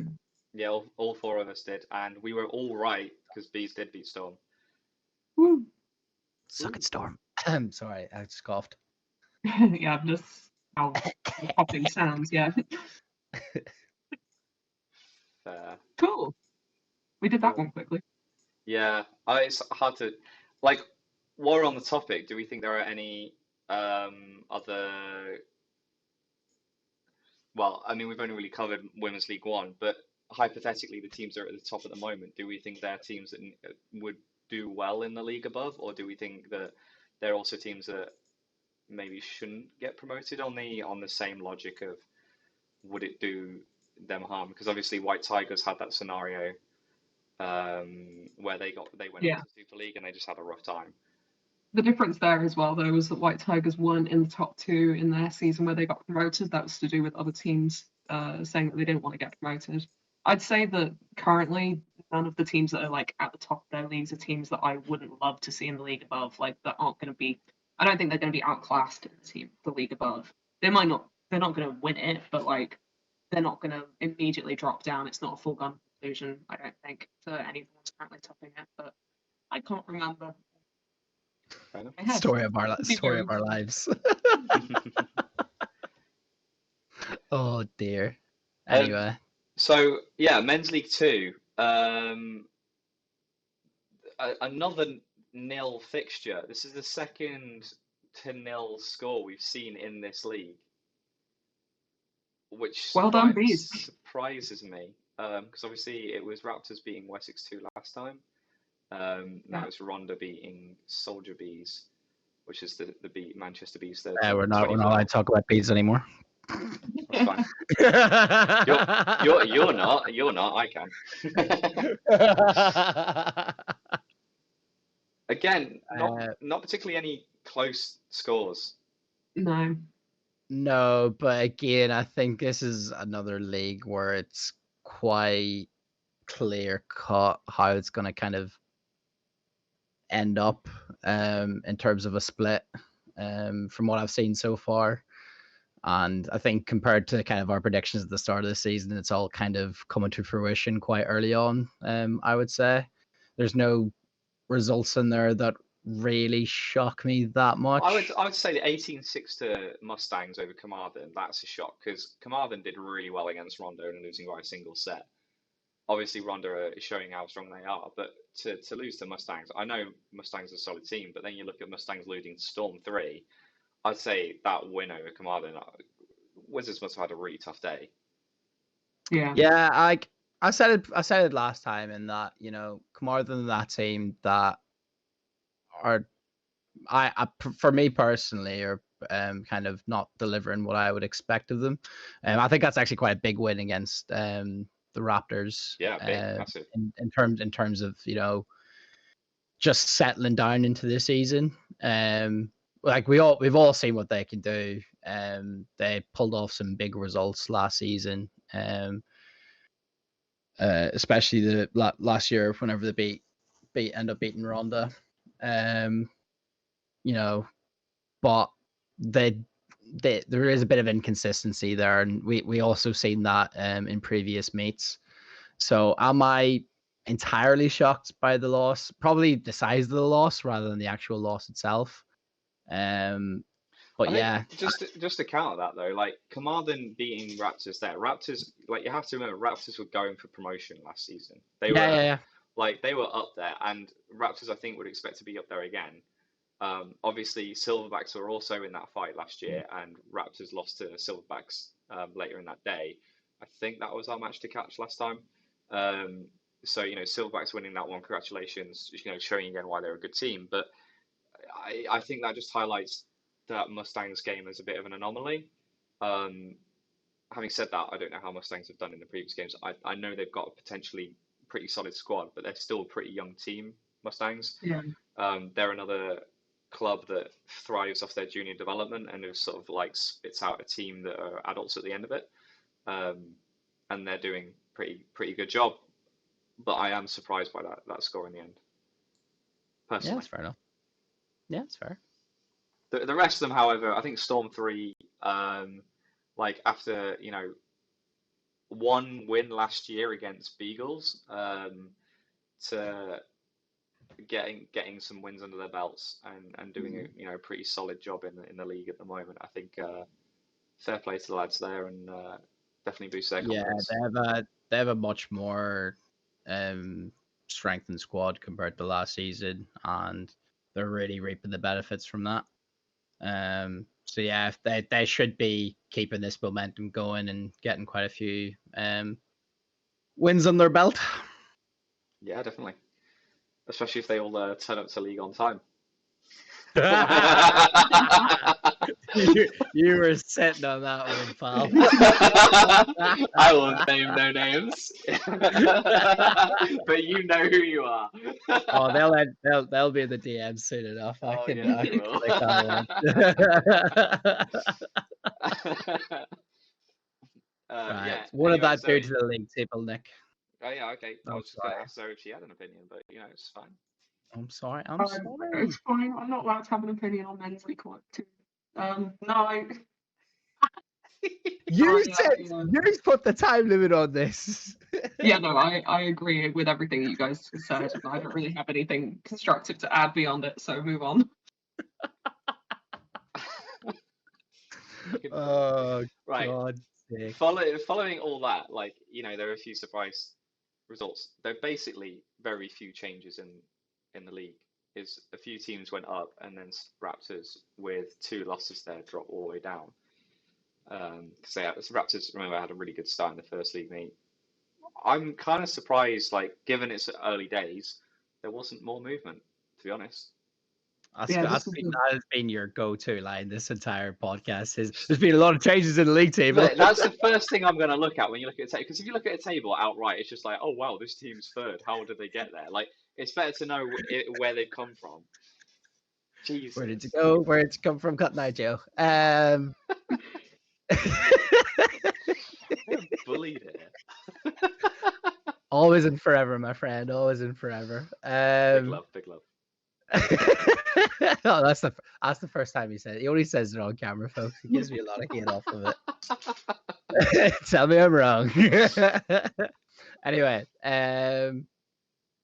yeah, a big start for Ronda versus Silverbacks too. Whenever that match comes around, that'll be a very interesting watch. Storm 3, I would expect to be kind of fighting for that third position for the rest of the season. And I'd expect them to take it. I could even they have a good enough squad to be competing against Ronda and Silverbacks. So again, future matches to catch, just throwing it out there. Mustangs, Raptors, I'll be kind of putting them in around that area. Wizards too. I actually can't think of who's in that squad, so I don't know if either of you can enlighten me I on know that I know one. Sandy's in it, but that's because he's playing Mads. But that's the only player I know from Wessex, I'm afraid. Anyway, fair enough. Anyway, Zoe, do you have any thoughts or opinions on the very little change table? Yeah, my thought is there's not much change.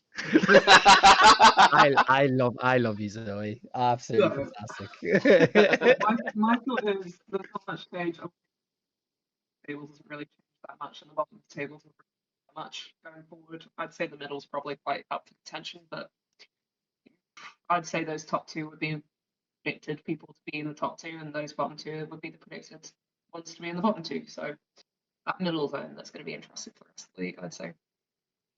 Yeah, I mean to go on what we talked about before the league started. Man, those purple kits are not doing well. Those purple kits. Really struggling in the bottom of the table there. Like, come on, Derby, come on, Commander, come on, Cyclone, sort it out. I'm gonna ask Soldier Beast to play in a mods kit next time, just to make it the quadruple. That'd be great. New kit though. We've got new kit for this league meet. Finally, it's arrived. We. I was gonna say. I've got a kit still. No, it's playing a new kit, isn't she? So he also has a new kit. The new kit arrives. Imagine you're actually going to be playing in a kit you designed yourself. How mad is that? Oh, fuck off, yeah. I had several regrets. Oh my god! I don't I'm even very know how to excited to respond to win. that. I'll clarify that. I'm very, very excited. Less excited to win that. She didn't think she'd be wearing her own meme kit. That 10 Other minutes, than ironically in training. the worst 10-minute decision of your life is sitting down before training and going, you know what? I'll apply for this this kit competition. It wasn't a bad idea to apply for it. The bad idea was to make it look as if a bird has shat on the shoulders and then never tell anyone at Leeds that was a deliberate design choice. Oh, wow. Oh, I can't believe you admitted that in the podcast.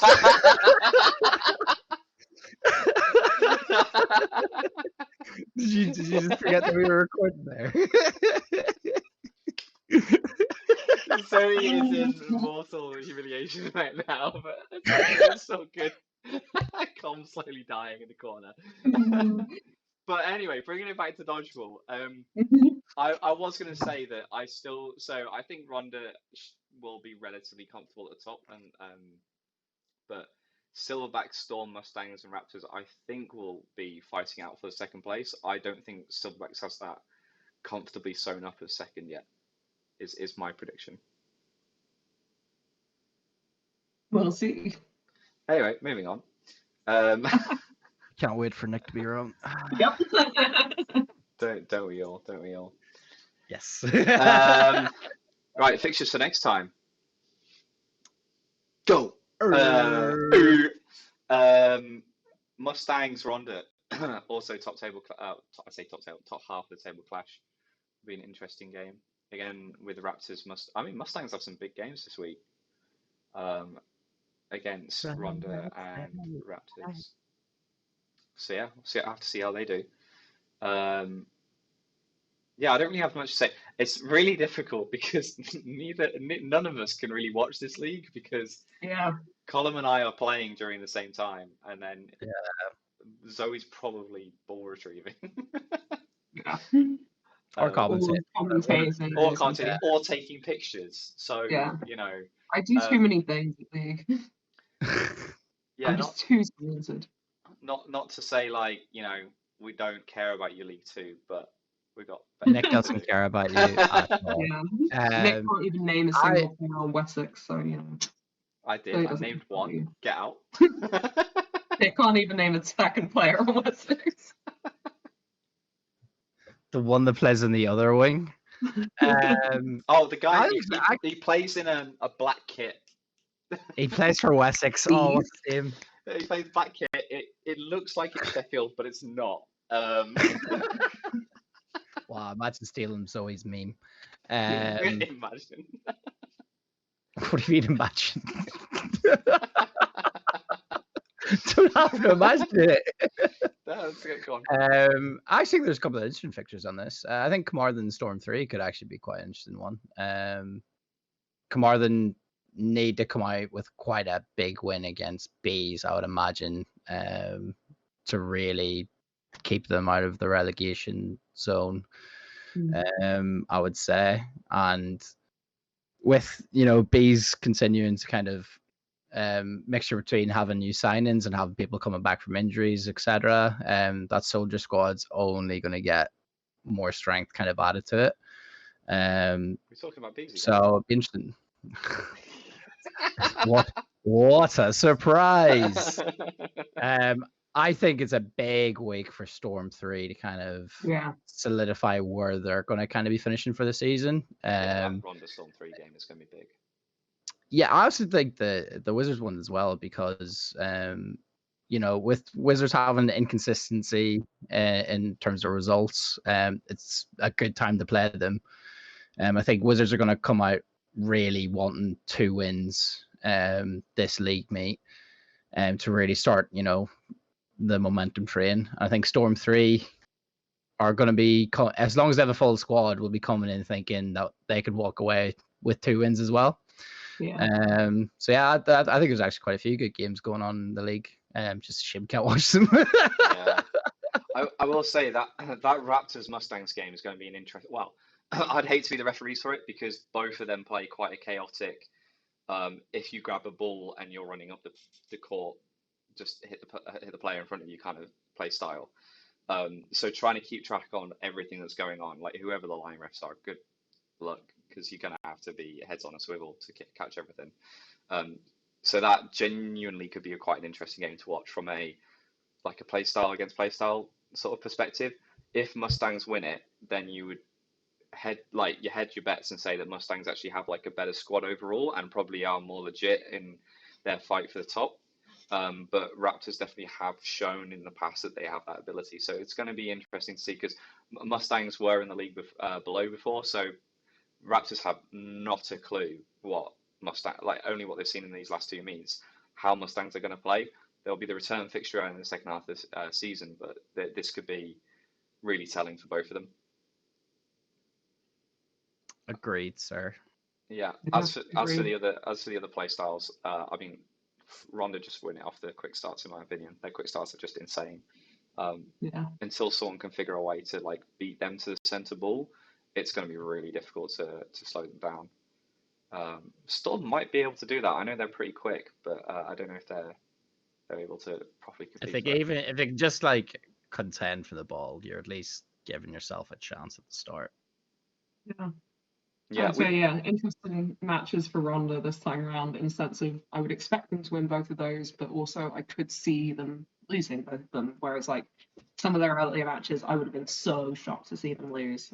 Here, I'd still be surprised to see them lose them, but it wouldn't come completely out of left field in the same way. It would be not expecting to see them walk all over these 2 matches and win them 24-0. Should be an interesting day for them. Sure. So our match to catch is...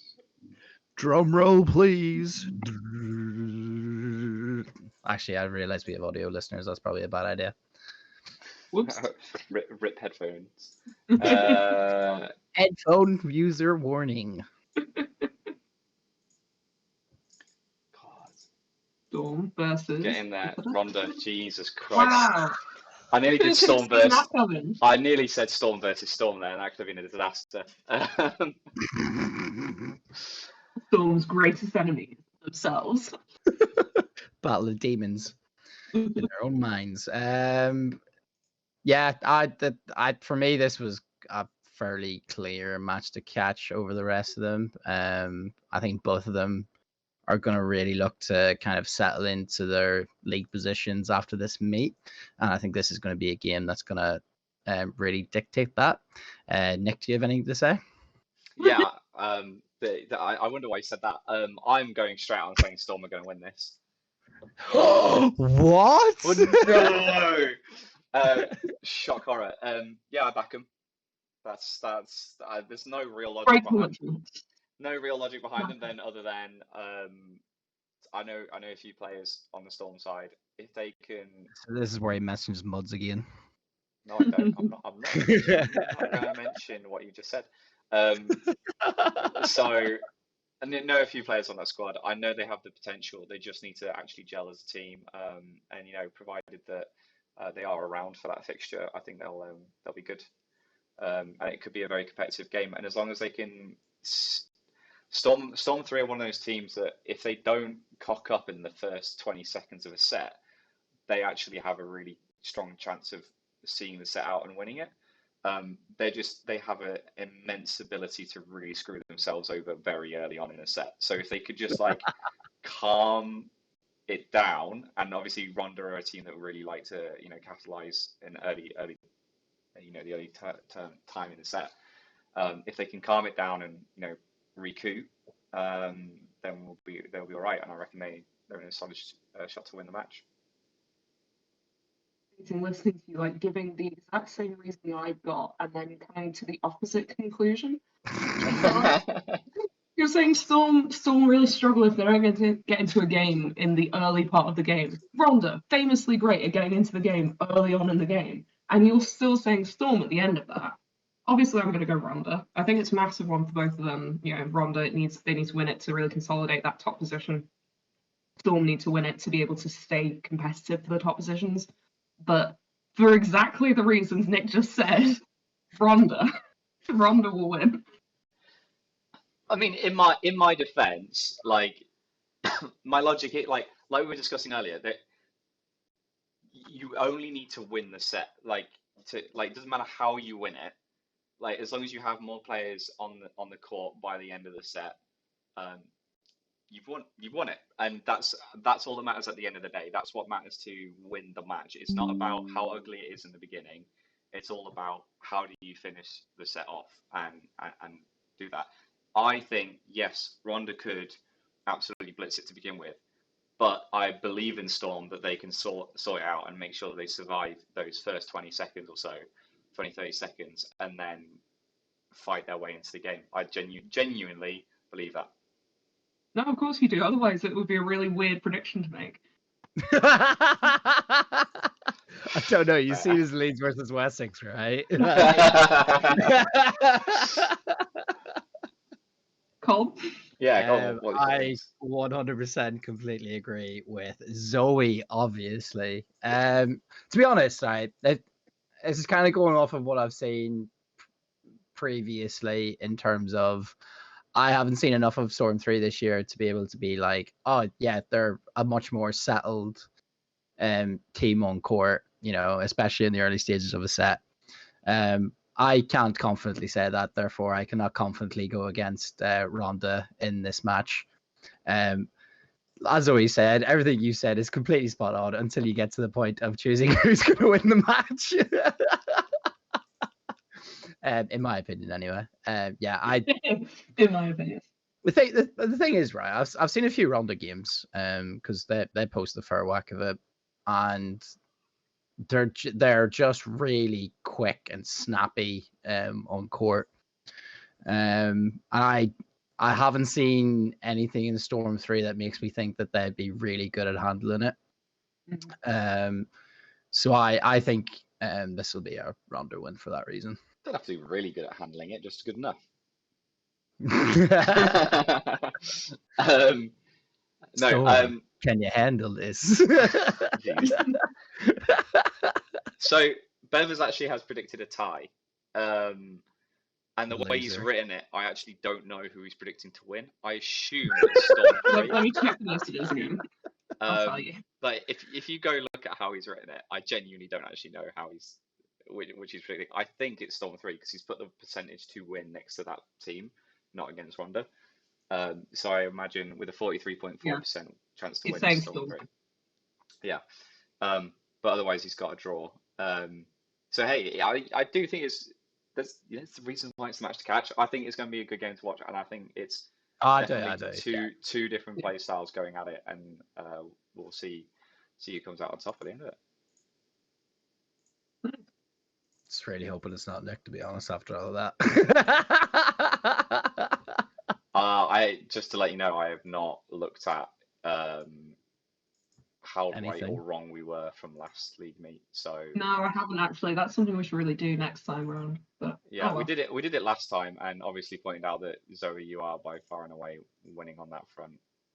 Well, I think we all agreed after our Euros prediction that Zoe knows ball. Yep.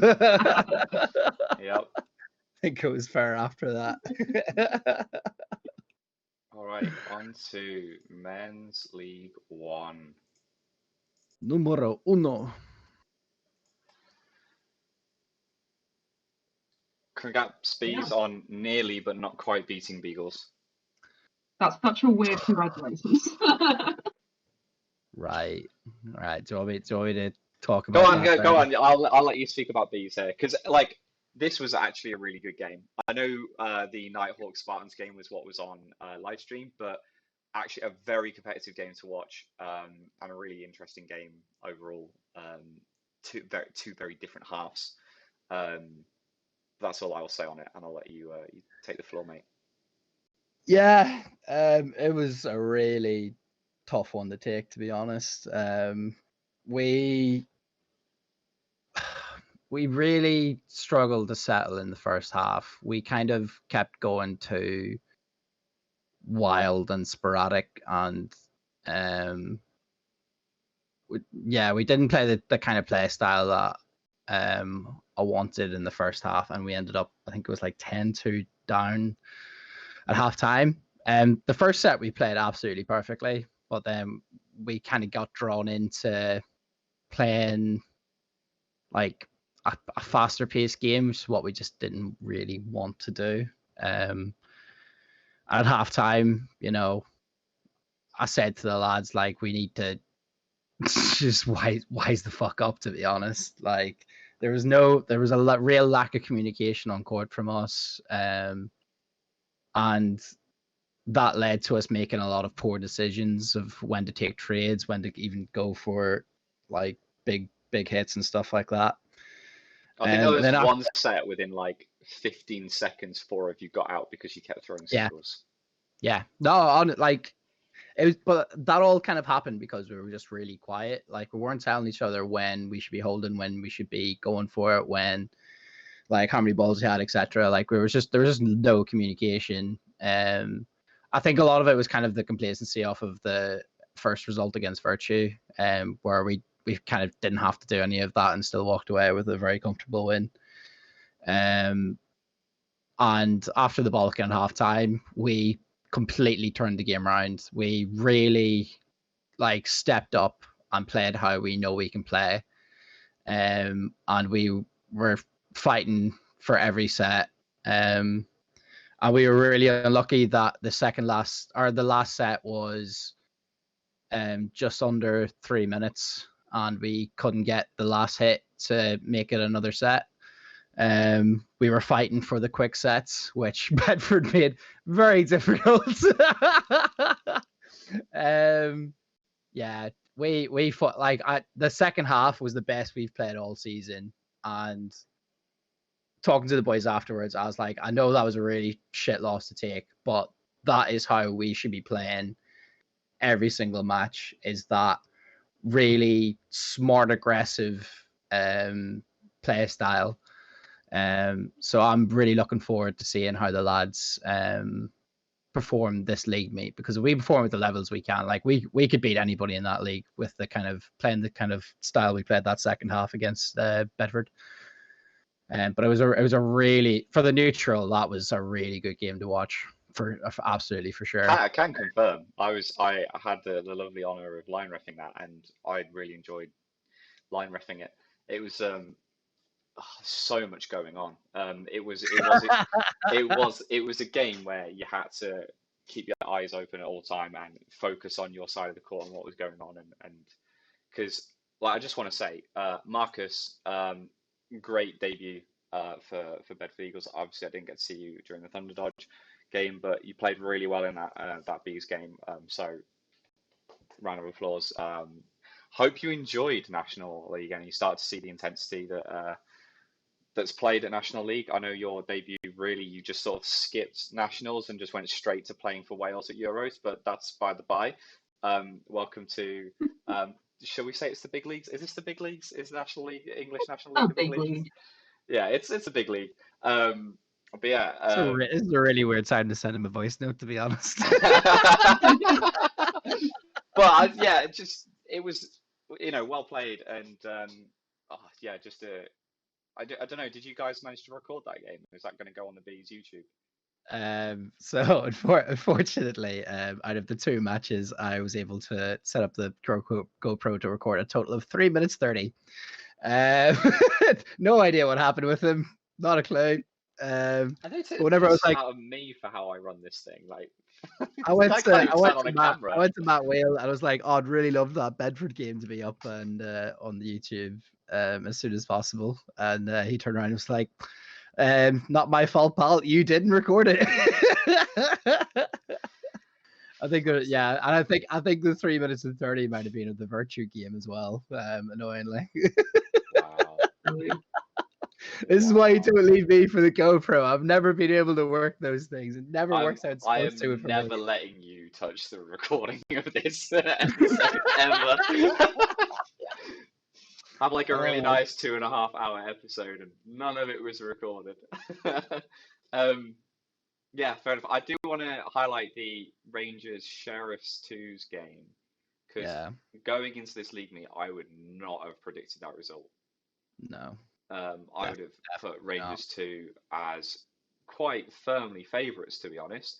They've got a really good squad this year. They showed that they were a solid team last year. I think they're an even better team this year. And I did not see Sheriffs drawing that because, like I said on the last time, they've got a good squad. They're really well drilled, but they've not got any flashy players. Like, there's no one on that squad particularly does anything that you just go, well, screw it. There's nothing that we could have done to predict that. That was just a really great play. It's just very solid, smart defensive play. They know how to play out their sets. They know how to bring it, and that showed in the Leeds game. We played our game and we were quite comfortable, playing our way, which is why we got the win in the end. But that second half, they took a timeout and then we lost every set after the timeout because they just played, smart dodgeball, and we got a bit lazy because we knew we had the game in the bag. That's how they clawed it back to only a 2-set loss. But fair play to do that against Rangers. That is a game that I will have to go and watch back at some point because that's a solid result. Yeah, definitely for sure. I don't know if anyone records that, to be honest, because it wasn't on the show court, was it? No. Court 2 was a show court this weekend, so. Yeah. I have no idea. I can't think of any Bedford Rangers footage I've seen. I'm sure we might ask the nice people over at Sheriffs that we're friends with if they recorded it and could share, possibly. Yeah. But yeah, I'm not sure on that one. And another draw, MK and Spartans 2. Really good game, that. Really good game. I refereed that. Yeah, that was an incredible game. MK looking really well disciplined and drilled this year, compared to previous. Usually they would be a bit more wild and chaotic and suffer for it, whereas this season a lot of their players are making really smart choices on court, and being really smart with who they're trading with and when to just back up. They're taking a lot more catches now as well. What do you call the guy who plays for, I think it's the Hungarian national team? I want to say it's Bolton. What's his name? No, sorry. Bolton? Zoe got it. Anyway, yeah, he took a lot of big catches and really turned some sets around. Spartans too. I honestly, I don't know how to describe how they didn't take it, because they played the Spartans way, right? They were really aggressive in your face, and punishing all of your mistakes. I just think they were giving away too many catches in a lot of sets that they lost. I felt they were unnecessarily chaotic times as well, which is just not very Spartans-esque. Yeah. Yeah, I think that there's definitely an argument for it in a few of the sets that they lost. But yeah, I could also, as I was watching it, but there was a few times where you would think that it was unnecessary, but it was them trying to. They tried to dominate that game at the start, and it was, I think it was like 7-1 at one point, and they upped the aggression, trying to get a really big scoreline in it. And that just kind of bit them on the ass a bit, I think, is probably the way to describe it. Whereas I can see what you're saying, where you think it was unnecessary, but I could also see it from their point of view of let's just try and drive up. Because I don't know whether this was the thought process behind it, but I think this is going to be a very tight league, and set difference could play a massive part in a lot of areas in the league. So I think what they were trying to do was rack up a big scoreline, and it really backfired for them. Yeah. This is a reminder: take your wins. Whatever they may be. Do what Leeds do and get lazy and throw away sets towards the end of the game. we got the win, didn't we? You really had squeaky bum time though, mate. Well, no, because we did have it in the bag, but they did come back and do it. I think I've got a score wrong then. I don't think it was 18-6. I think it was 18-4 to Norwich against Leeds, because we won the first two sets, and then I don't think we won a set after that, which was just a really rough day. Yeah, I don't really have anything else to say about those results. So we go on to the table and see what it looks like. Yeah. Go on, Nick. Say the line. Say what? I don't know what you're talking Say the line. Say the line. Oh my God, Spartans 2 are 4th. That's not mine. I was trying to recreate the Simpsons meme where they kept trying to get Bart to say the line. You wouldn't do it. You ruined it. You ruined my reference. Either or. Yeah, You did it. Spartans 2 dropped 3 places with a shot face as well. Ouch. Yeah. You definitely didn't do these graphics and knew that beforehand. No. I was referencing a comment someone made on one of our posts. Oh, actually. Oh, I do apologize. It's nice to see worker bees crawling up the table, though. Always a positive. Always a positive. Yeah, every spot counts, especially look at who's dropped below us. It's a long season, mate. Lots of matches left to play. Left to play. Don't you worry. Don't you worry. It is crazy. Like, one of the things that just sort of blew my mind when looking at this table is that, 7th upwards all have 50% higher, 50% or higher win-loss ratio. That's kind of nuts. You know what I think's absolutely insane looking at this table? If this is correct, which should be the table, so it might not be. But Virtue having minus 56 on 8 points. Well, we beat them by 24. Yeah, they got pretty hammered the last two. And they lose by a lot. They don't win by a lot. Well, they beat Sheriffs 2 by I think a set or two. Yeah, How that's mad a is that? crazy set difference to have though for 8th place. But That's the lowest set difference in the table for 8th. imagine having a win in 4 games and only having 25 sets you've won. Like there are teams in this league that have like won games with 25 sets played. Like to only get Yeah. 25, like yeah. But that, credit to Virtue for getting that win at the end of the day. They got a win against Sheriffs 2, and Sheriffs 2 has shown their worth by getting draws with teams higher at the table. For sure. For sure, Yeah. for sure. That is the table. That is the table. You see, right, Colours people, these guys wanted to bloody review footage of dodgeball games and be like analytics and stuff like that. I feel like their analytics would be like, that indeed was a catch. That was a throw. He is out. Somebody's been listening to my commentary. Table going commentators. And that is the end of the set. I believe the ball was thrown. There we go. Really adding to the sport, aren't we here?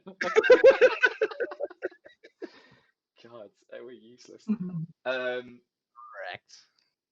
Okay, first, yeah, games all over the place to watch. To be honest, I don't know how you choose between MG I think they're versus all Nighthawks. Park.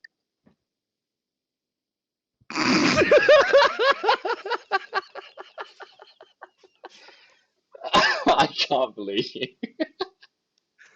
I don't know why I'm still here. Yeah, I think there's a lot of big matches. The very first set of fixtures for the meet, I think, are two of the biggest fixtures going on. In terms of Bees versus Rangers. Rangers after what they would have to consider a disappointing draw against Sheriffs 2. This will be a big match in deciding whether they can think of themselves as promotion contenders, in my opinion. And it's same for Bees, we're especially after watching, playing in the second half against Bedford Eagles, who also have to be considered, top 2, top 3 team contenders. We know the kind of level that we can perform at. So we're definitely looking to come out swinging in that game. And MK, who have been very solid this year against pretty much every team they've played, could easily give Nighthawks a good game. I think their kind of play style could be it will be a bit of a disruptor to how Norwich plays. So if they can really settle into the game early on and really dictate the pace of play, that could be a very good game for them. Yeah, I think also that game. Sorry, go on. Sorry, my internet's acting up time, but no, I'd just say that like both the Bees matches and both Leeds matches are really, really interesting matches for both of you. You guys both have a really interesting weekend ahead of you, where if you win some of those matches, that really puts you up the table and that keeps you in contention for those top spots because you're both currently middle of the table teams. So it's those are always the really exciting matches, the ones where you're trying to fight your way back up. So good luck to both of you. Are you feeling for your fixtures this weekend, Nick? I think the less we talk about it, the better, to be honest. I don't know. It's going to be an interesting one. I think we're currently sitting at 2 wins and 2 losses, but I think that might be propping us up a bit. I think as a team we've underperformed so far and haven't quite capitalized on the way we want to play. But we've had quite a few changes. Like we haven't had a consistent team really. It's been a different team most weeks, and we've got different players coming in and out. So I would be surprised if we were as consistent as other teams. And I think in this league, it's going to really hamper you if you can't be consistent. So we could do well against them this weekend. Bedford Mighty Eagles, we've played them before, and we got blown out last year by them both times. I think they were our 2 heavy losses, which was against Bedford Mighty Eagles. Every other game we played Silverbacks and we played Phantoms, and they were close games both times. Like Silverbacks, I think after we lost them to them both, we twice. We only lost by, I think, a total set difference of 3 sets, I think, by the end of it. So we definitely know we can fight with them. It's just going to be interesting to see how it goes. I think the Rangers 2 game is going to be more of a close one and be more interesting. But yeah, I also say, yeah, MKVBs as well is another big game. So both Cyclones games, both Bees games, and both Owls games, I think are like matches to keep an eye on. I think the rest of them are going to be top tables versus bottom table matches, to be honest. Yeah. I also want to point out to you that you actually beat Beagles last season. Did we? They were missing Arnie, and you went on and beat them. I don't remember that. I genuinely don't remember that. I think it was the last meet of the. Did we? Yeah. Oh 'Cause yeah, I we did remember because we beat Beagles and then we lost to Phantoms, and if we beat Phantoms, we would have finished third. Yeah. Yeah. Okay. That's it. I'm amazed you don't remember that. Do you know what? It was only because I remember the smug look in his face as he came over to try and be like, "Oh yeah, we beat Beagles," and then I was like, "Is an Arnie miss?" And he was like, "Shut up." I mean, that moment just crept into my head after you said it. I don't really remember, but I've been hit in the head a few times with a dodgeball since then, so you know stuff's happened. Don't worry, Leeds. He still loves you. He might not act like it, but he really does. He really does. But yeah, no, that's that for that. Very Match to catch. thing to say, and our match to catch. Match to catch. Match to catch. Match to catch. Match to catch. The quicker someone can come up with a jingle for that, the better. Yeah, if there's anybody that watches this that actually has like, you know, a tone or anything like that, you know. Guys have screwed it. Yeah, there you go. I got the wrong graphic. You could tell I was in a rush today. Yeah, it's MK versus It's gonna happen at some point this season. Get over and done with early. Yeah. Yeah, we're really winging it here. Yeah. Anyway, I'm just gonna, go straight in. But for audio listeners, Nick has absolutely fucked the diagram. Yeah, for the audio It's listeners. horrible. There's fire all over the screen. The Cyclone is currently getting his head poked by the hawk. Oh, don't move it. That was fun. Well, it's covering my prediction of MK winning. Oh, who cares about your prediction? It's only me and Zoe's that really counts What are you anyway. doing then? Go on with it. What's your prediction? I think Norwich Nighthawks are going to take this one. Really? Yeah. Fair enough. What do you think, Zoe? I think Cyclones. She knows ball. I know. It's going to end up being a fluke. I'm going to get everything wrong this season after starting out really strong. I think through a fluke you're going to get everything right this season. Gets Euros predictions almost bang on for the women's side, and then just fucks up nationally. It was men's, wasn't it? Oh, I got men's decently right as well. Yeah. Men's is when you got everything except for one right. I can't remember. I just remember. See, I've got all. I can't remember anything to do with my job, but you give me random useless facts and I'll remember them like 10 years later. Like wolfing it, Nicole. Sorry, what was that, Zoe? So I can remember being better than you guys, but I can't remember the reasons why. There's just lots of reasons, like just in general as well, you know. It's not that difficult, to be honest.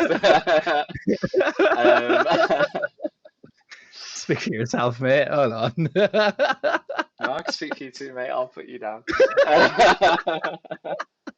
Oh, now he's brought back the smack talk. Here we go. 1v1 on the court, not Russ. Oh, we'll just look back at the last Leeds and Bees result, I think, you know. We're on the opposite side of the court. I didn't get a chance to play against you. You're going to be on the opposite side of the court anyway, aren't you?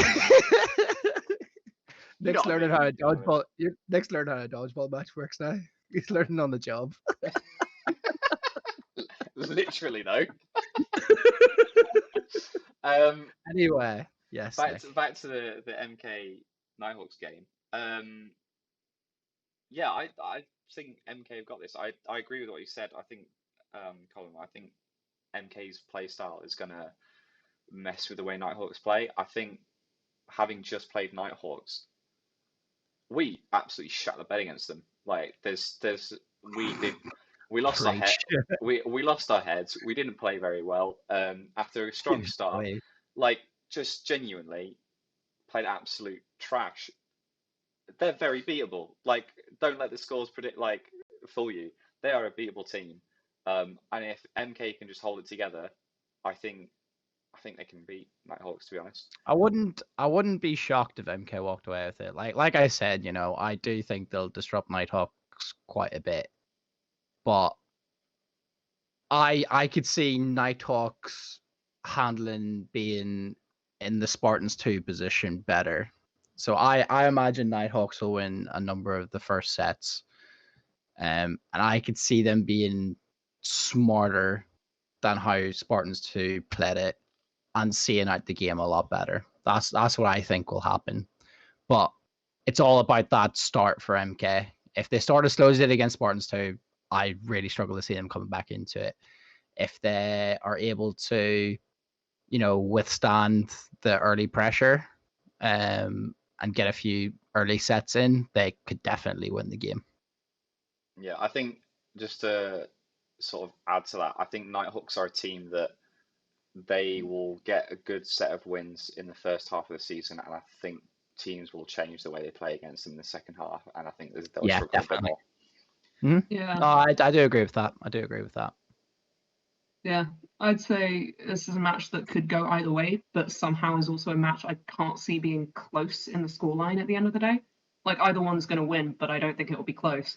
Which it sounds counterintuitive, but it's purely based, you know, it's the same things that you guys have been saying. It's whoever kind of runs away with it, whoever starts to run away with it and succeeds in continuing to run away with it, will do that and will actually create a pretty big score, I would imagine. But honestly, either one of them. Yeah, not to state the obvious, but momentum is very key in dodgeball, and these teams Yeah. are teams that know how to keep hold of momentum or just not gather it back. And like I don't definitely it's yeah, I totally agree with you. It's one of those ones that whoever just from the outset gets going, that's it. Like I'll be very surprised if your halftime winner isn't your final score winner. Yeah, I'd very much agree with that. Cool. Nice. That was your match to catch. Match to catch. Can we get sponsored by somebody? That'll be really fun for this segment. We could then talk about our sponsors in between. Wink, wink. Yeah, that would be something to fill time with. Nudge. Who would sponsor us? Oh yeah, okay, never mind. Just realised. Neutral zone. Sponsor each other.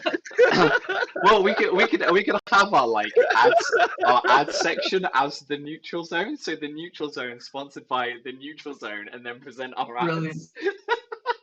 Brilliant. How meta would that be? God's sake.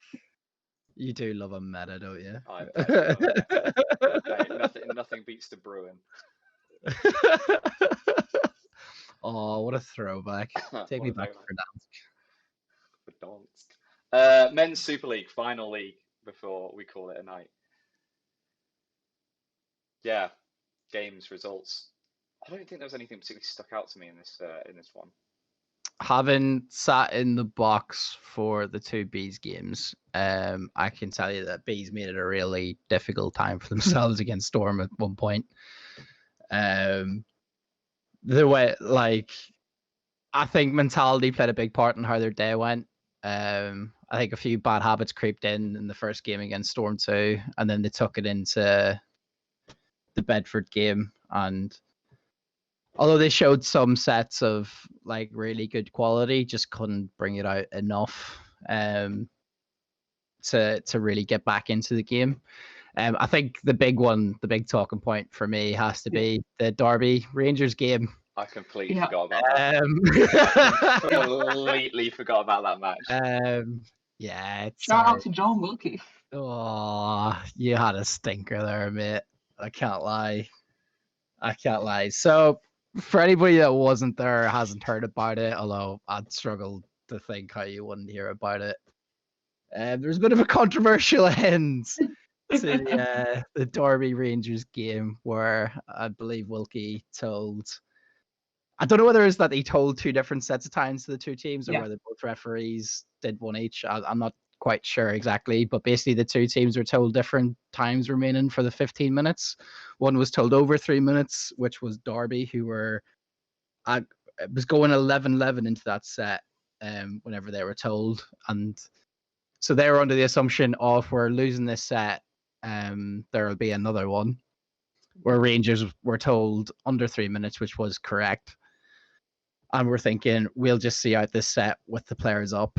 If Derby had known the correct time, they would have stepped off to give them a chance to win the final set to draw the game overall. But basically, because of the misinformation told, they didn't do that, and the final time played. But because it was the misinformation that was given, the Wilkie incorrectly, in my opinion, allowed another minute set to be played. And I think if Rangers didn't win that and it ended up a draw, there would have been a much bigger, much bigger conversation had after that match. Yeah, definitely. I do think he probably got let off a lot lighter than he should have. If there's somehow this league table ends up with like Rangers getting a medal because of one set difference, we could end up coming back to this match for a conversation. But not even that, just the win. Because so my opinion on it, when we were watching it because on the live stream, they turned the camera around so we could watch the end of this match. And actually, yeah, cool. So you can watch it on the live stream. And I didn't know that. I kind of understood there was a bit of confusion about the time remaining, but from above, it was fairly clear that it's probably a short set or a last set going into it, based on the fact that all the other matches are finished. Timeouts are only a minute long. It wasn't going to be that far behind. And I don't know what your logic is, Darby, but you had one player left on court for about 30 seconds. Even if you know there's going to be one set after this, would you not step off the court sooner to give yourself more time in that final set? Because if things have gone so badly in a set like that, stop the momentum. Get off court, reset, go start again, and give yourself more time to fight back in another set, rather than only giving yourself 60 seconds and maybe 3 volleys to try and hit a Rangers player out, because Rangers are either going to catch you or they're insanely good dodgers. You need more time to whittle down a Rangers match like that. I think it was more that the way they thought it was going to go was that the player that was on court was just going to throw himself for the catch. If he makes it, great. If he gets hit, next set kind of mentality. That was my understanding. But he didn't. He was on for quite a solid period of time. There was a fair bit of chat on the stream of is he going to step off? Is he what's he planning on doing? Because it wasn't a case maybe it wasn't as long as I thought it, or maybe it's longer than I thought it was. I came over towards the end of that set and I heard the commotion afterwards, because I was watching another game. So I'm not the best judgment of exactly how long that set went on for. Either way, it felt longer than because I think even before that it was 2 against 5 for quite a period as well. Derby went down very bloody quickly in that set, and I think they'd done a good enough job of stemming the flow by the time that they were 2 against 5 or 1 against 4 or whatever it was in the end. I would have, in my opinion, at that point, 60-second sets are a coin flip. If you're backing yourselves to win something, or you're trying to put something more in your favor, you want more time to fight back in a set. You don't want to just leave it down to, in a 60-second set, you're looking at maybe 2-3 volleys per team at best. If there's a false start, you're looking at maybe 2 volleys, maybe 1. It's tight in the 60-second set. Give yourself more time. I agree with Colin. You don't know what's going to happen in those sets. You can be 1v5 and win in 30 seconds. We've seen things like that turn around before. You just need to make a catch, a couple hits. Like, it's not actually impossible, and you never know. Like, once you get a catch, that sends everyone into chaos. Suddenly people are like panicking and they'll throw a bunch of singles that they don't intend to do, and then you get another catch or something like that. You genuinely can't know what will happen.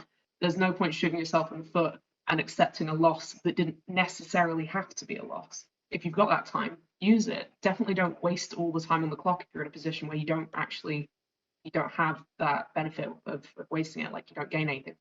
There's so much Definitely that kind need of goes to, into that. stemming the flow, but Yeah, there's so much that comes into making that decision as a coach, though, right? Because there's going to be a where the momentum's swinging. Because if the momentum was completely in, this is where not having watched the match fully kind of goes against me here. But if all momentum is going with Rangers and they won a number of sets on the trot, do you really want to be giving them extra time in a set that could have been just a coin flip going into it?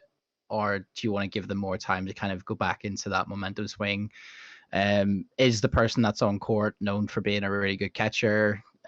Is who's next in line to come in for a catch a big arm cannon? There is so much that you can think about so quickly that some coaches might prefer to kind of just let them play out the set and just go into the 60 seconds. And there could be somebody that's on your bench that you might want to bring in.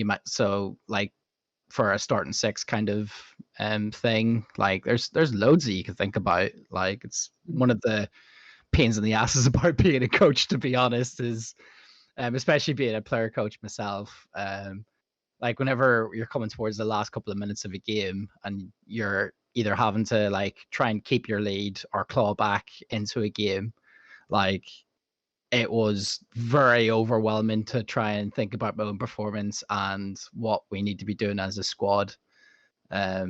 So I imagine there's quite a few people that might think differently into how Derby would have handled it. Nick saying no, fuck me. I do think there's a couple of ways you can look at that differently, to be honest. No, definitely. And this is going back on what I remember of what I've seen. I don't know how the momentum of the game was. I don't know if Phantoms had a massive lead and then Rangers brought it back, or vice versa, or what. I don't know where the momentum was in the game. From what I saw, I remember just thinking, step off, get off court, reset, go for even numbers, and start from there, and go for that one player victory. We have seen turnarounds in 30 seconds happen, in all sorts of games. But I honestly, off the top of my head, I don't think I've seen a 1v5 in 30 seconds come around in the end of a match in Super League.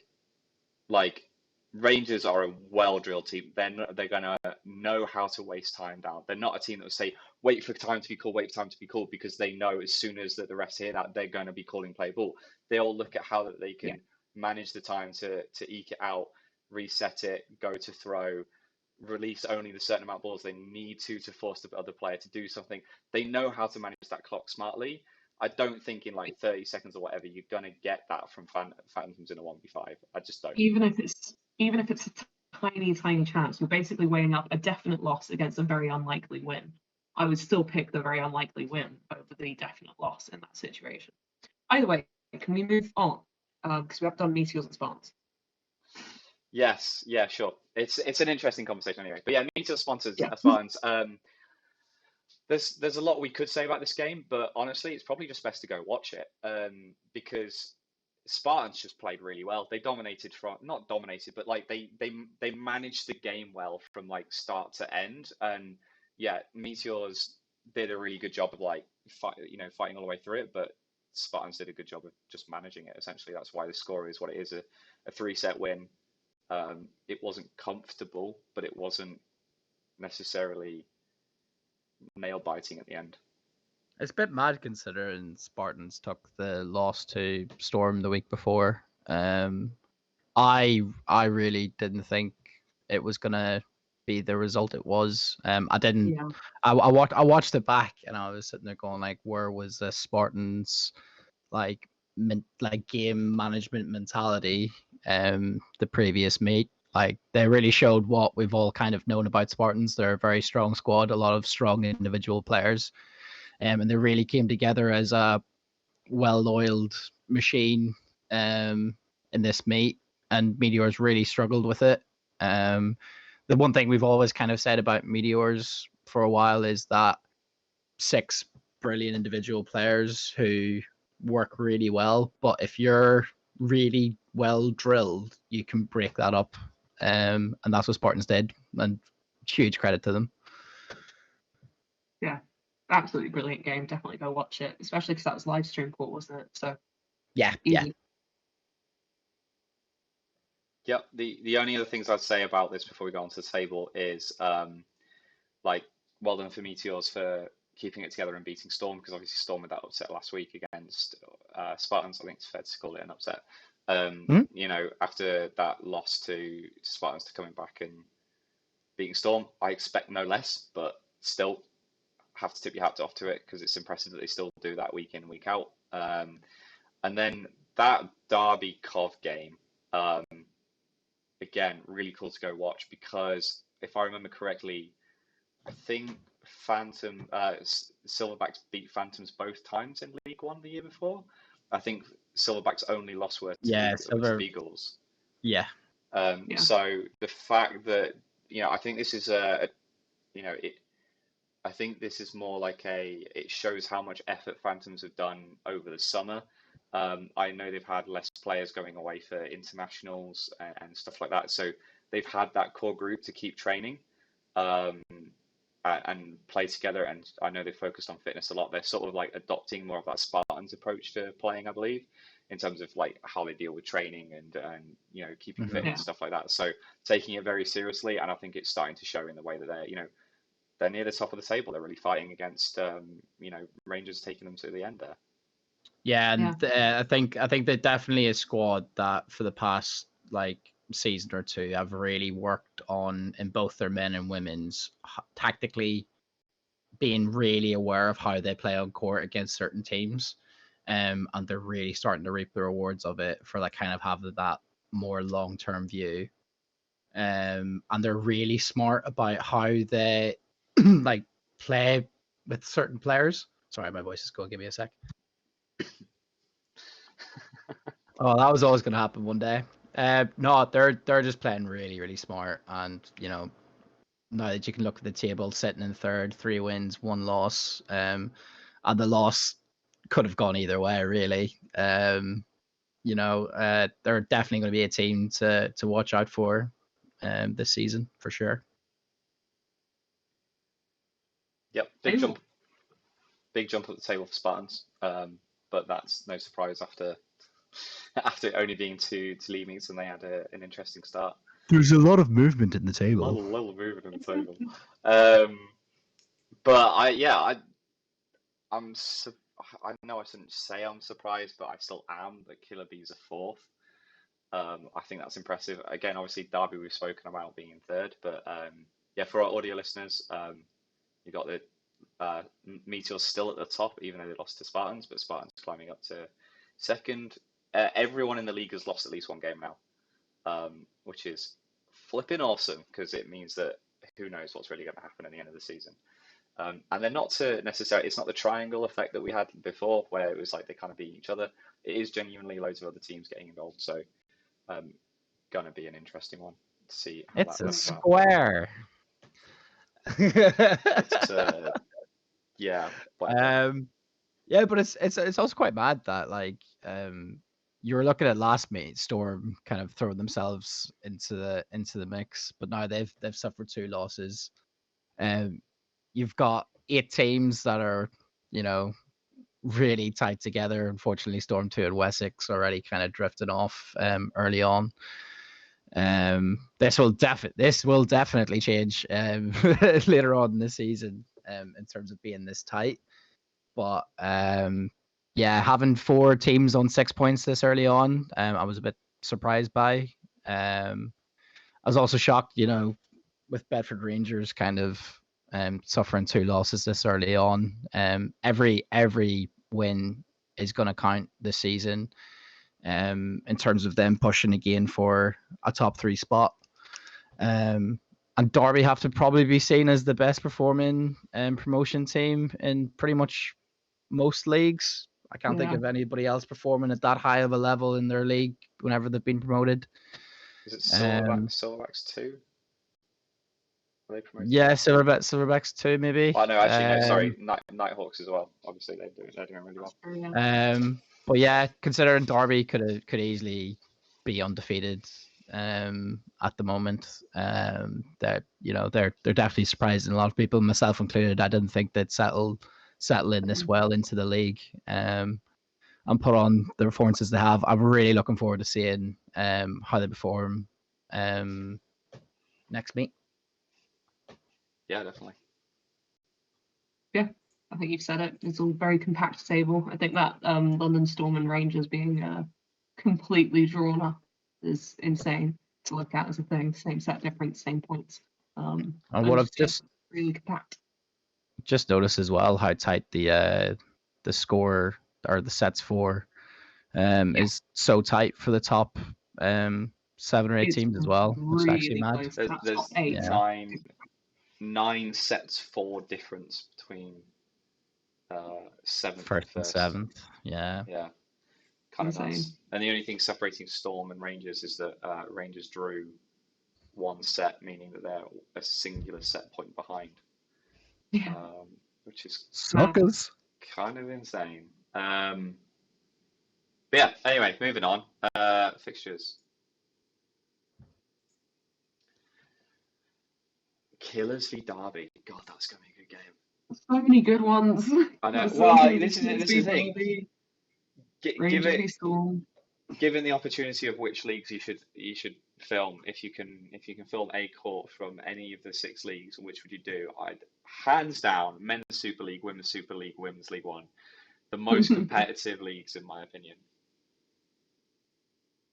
But yeah, sorry. Yeah. No, just lots of really, really interesting matches. I mean, I would say that Rangers v Storm one's going to be really, really interesting. But like you said, Derby VB's super good match, super interesting looking match. Could really show whether Derby is actually competing at that high top level. They could just displace Bees out of that 4th place position. I mean, they're higher than 4th at the moment, but I think we expected Derby to not be as high as they are, and I think beating Bees would consolidate that they get to steal that spot at the top set, which is really, really cool to see. Really amazing to see a team coming that well in a league that they've just joined. Yeah, I mean, we're waiting for Rangers to sort of catch up to the pack because they had that really tough league start. And obviously they got 2 wins last time. Admittedly, one of them was closer than they probably expected, but they've got Storm 1 and Storm 2. So, you maybe expect, I mean, Storm 1 Rangers, that's going to be an insane game to watch. Both the Derby games as well, like, who knows how the dice will fall with that. But yeah, other than that, like the Court 2 definitely looks really interesting. Other than that, I would say that Sheriff's Silverbacks game, because Silverbacks are definitely at the lower end of that. They're the 8th team at the moment in terms of that sort of pack that are all fighting it out. And Sheriffs are a little higher up, but I'd say Sheriffs probably had an easier round last time, and have got some nice wins early on. But yeah, that would be a big game to see sort of where they fall in the sort of the identity crisis that is League One, Super League at the moment. Yeah, could be some interesting games there. Yeah, for sure, definitely. If you're free on a Sunday at St George's Park, why are you not down watching dodgeball? Right. if only there was a live stream. Can't watch all of them on the live stream, though, can you? You can't watch all of them if you're there either. I won't let your facts get in the way of my opinion.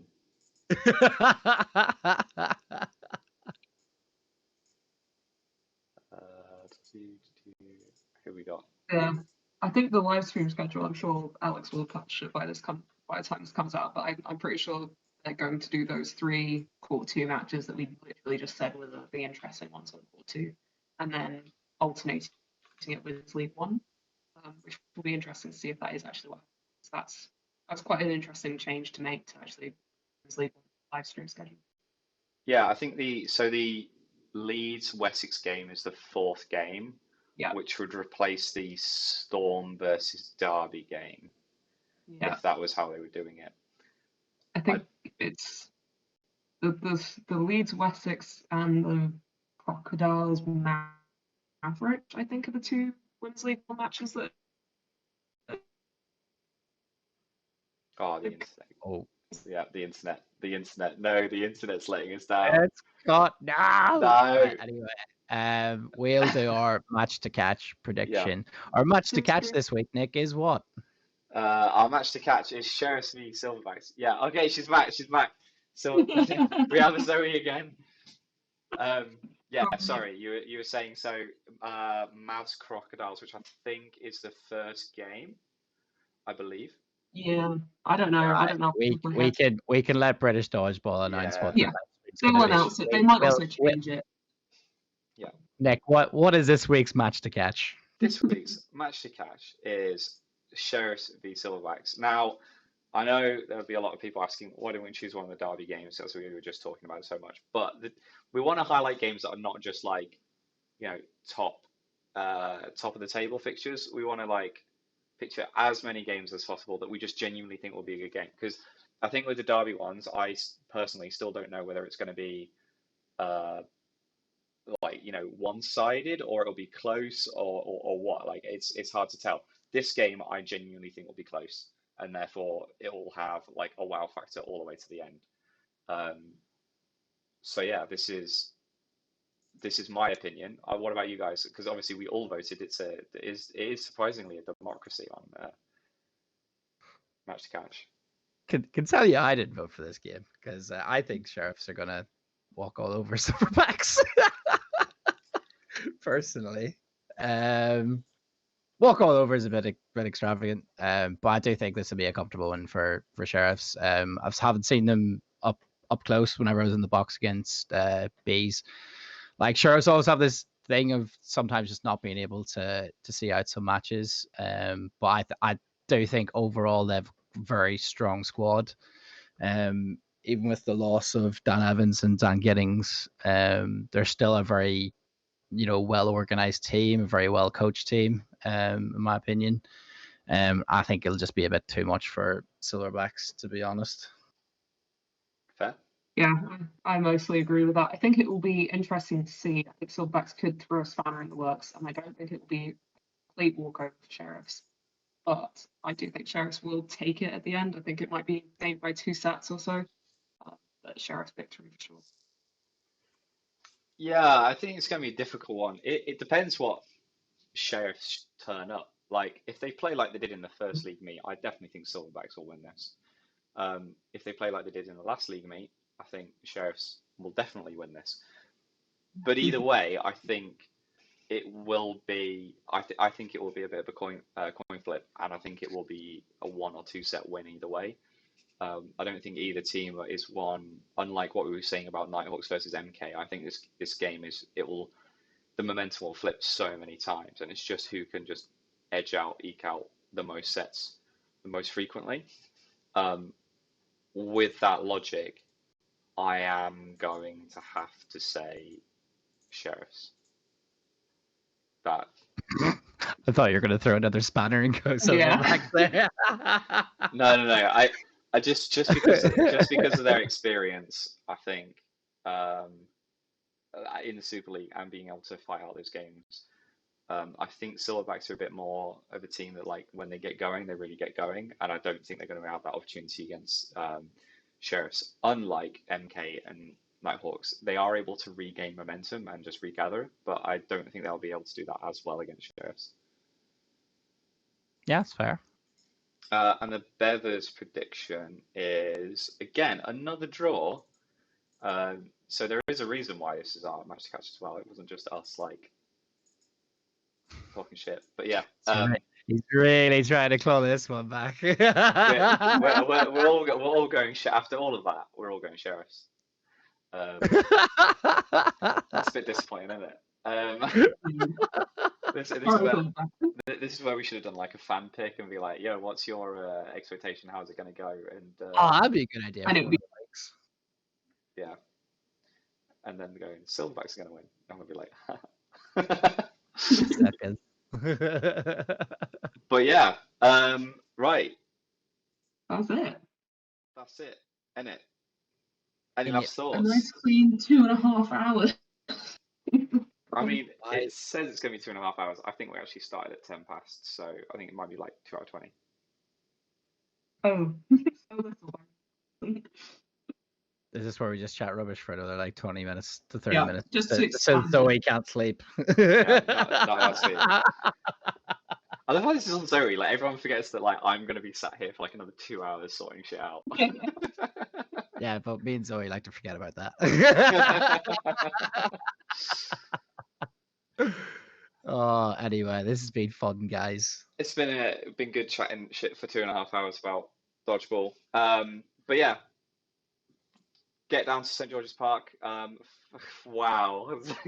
You can- Wow, long pause. But yeah, what am I gonna say? Yeah, get down to St George's Park, or if you're interested in what you've heard, go find British Dodgeball and look up where your nearest club is, and get in contact with them and go have a good time. You don't have to play competitively. Obviously, we're going to talk about the competitive stuff, but I know a lot of people just play socially, and it's a great place to meet people. So definitely, yeah, give it a go. Anything else from anyone else? If you're an audio listener, please subscribe to our YouTube as well. We would very much like to boost those numbers. even if we, you don't we've now, use this podcast is slowly becoming our personalities. And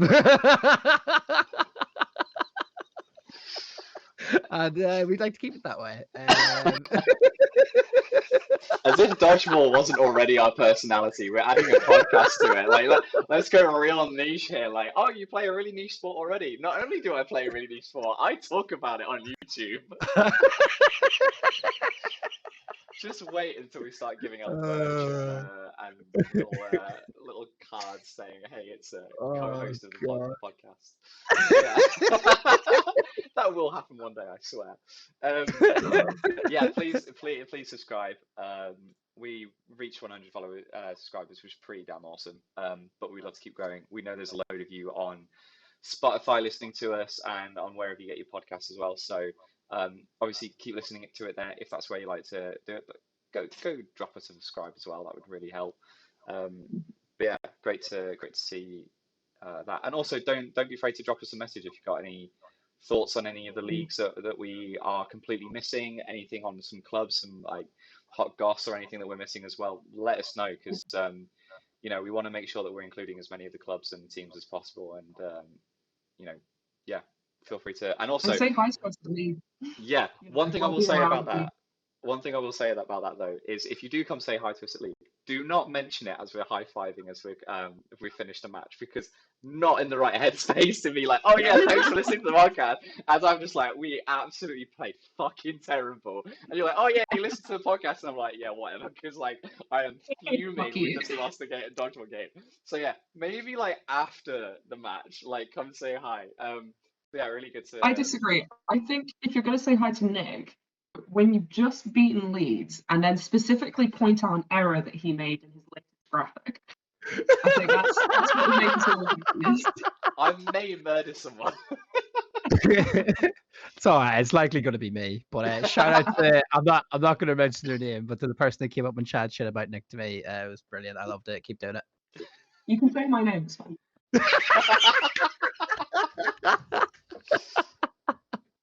Yeah, on that note, yeah, like, subscribe, share, and yeah, keep sharing the graphics. We hope it helps. And yeah, see you at League. Bye.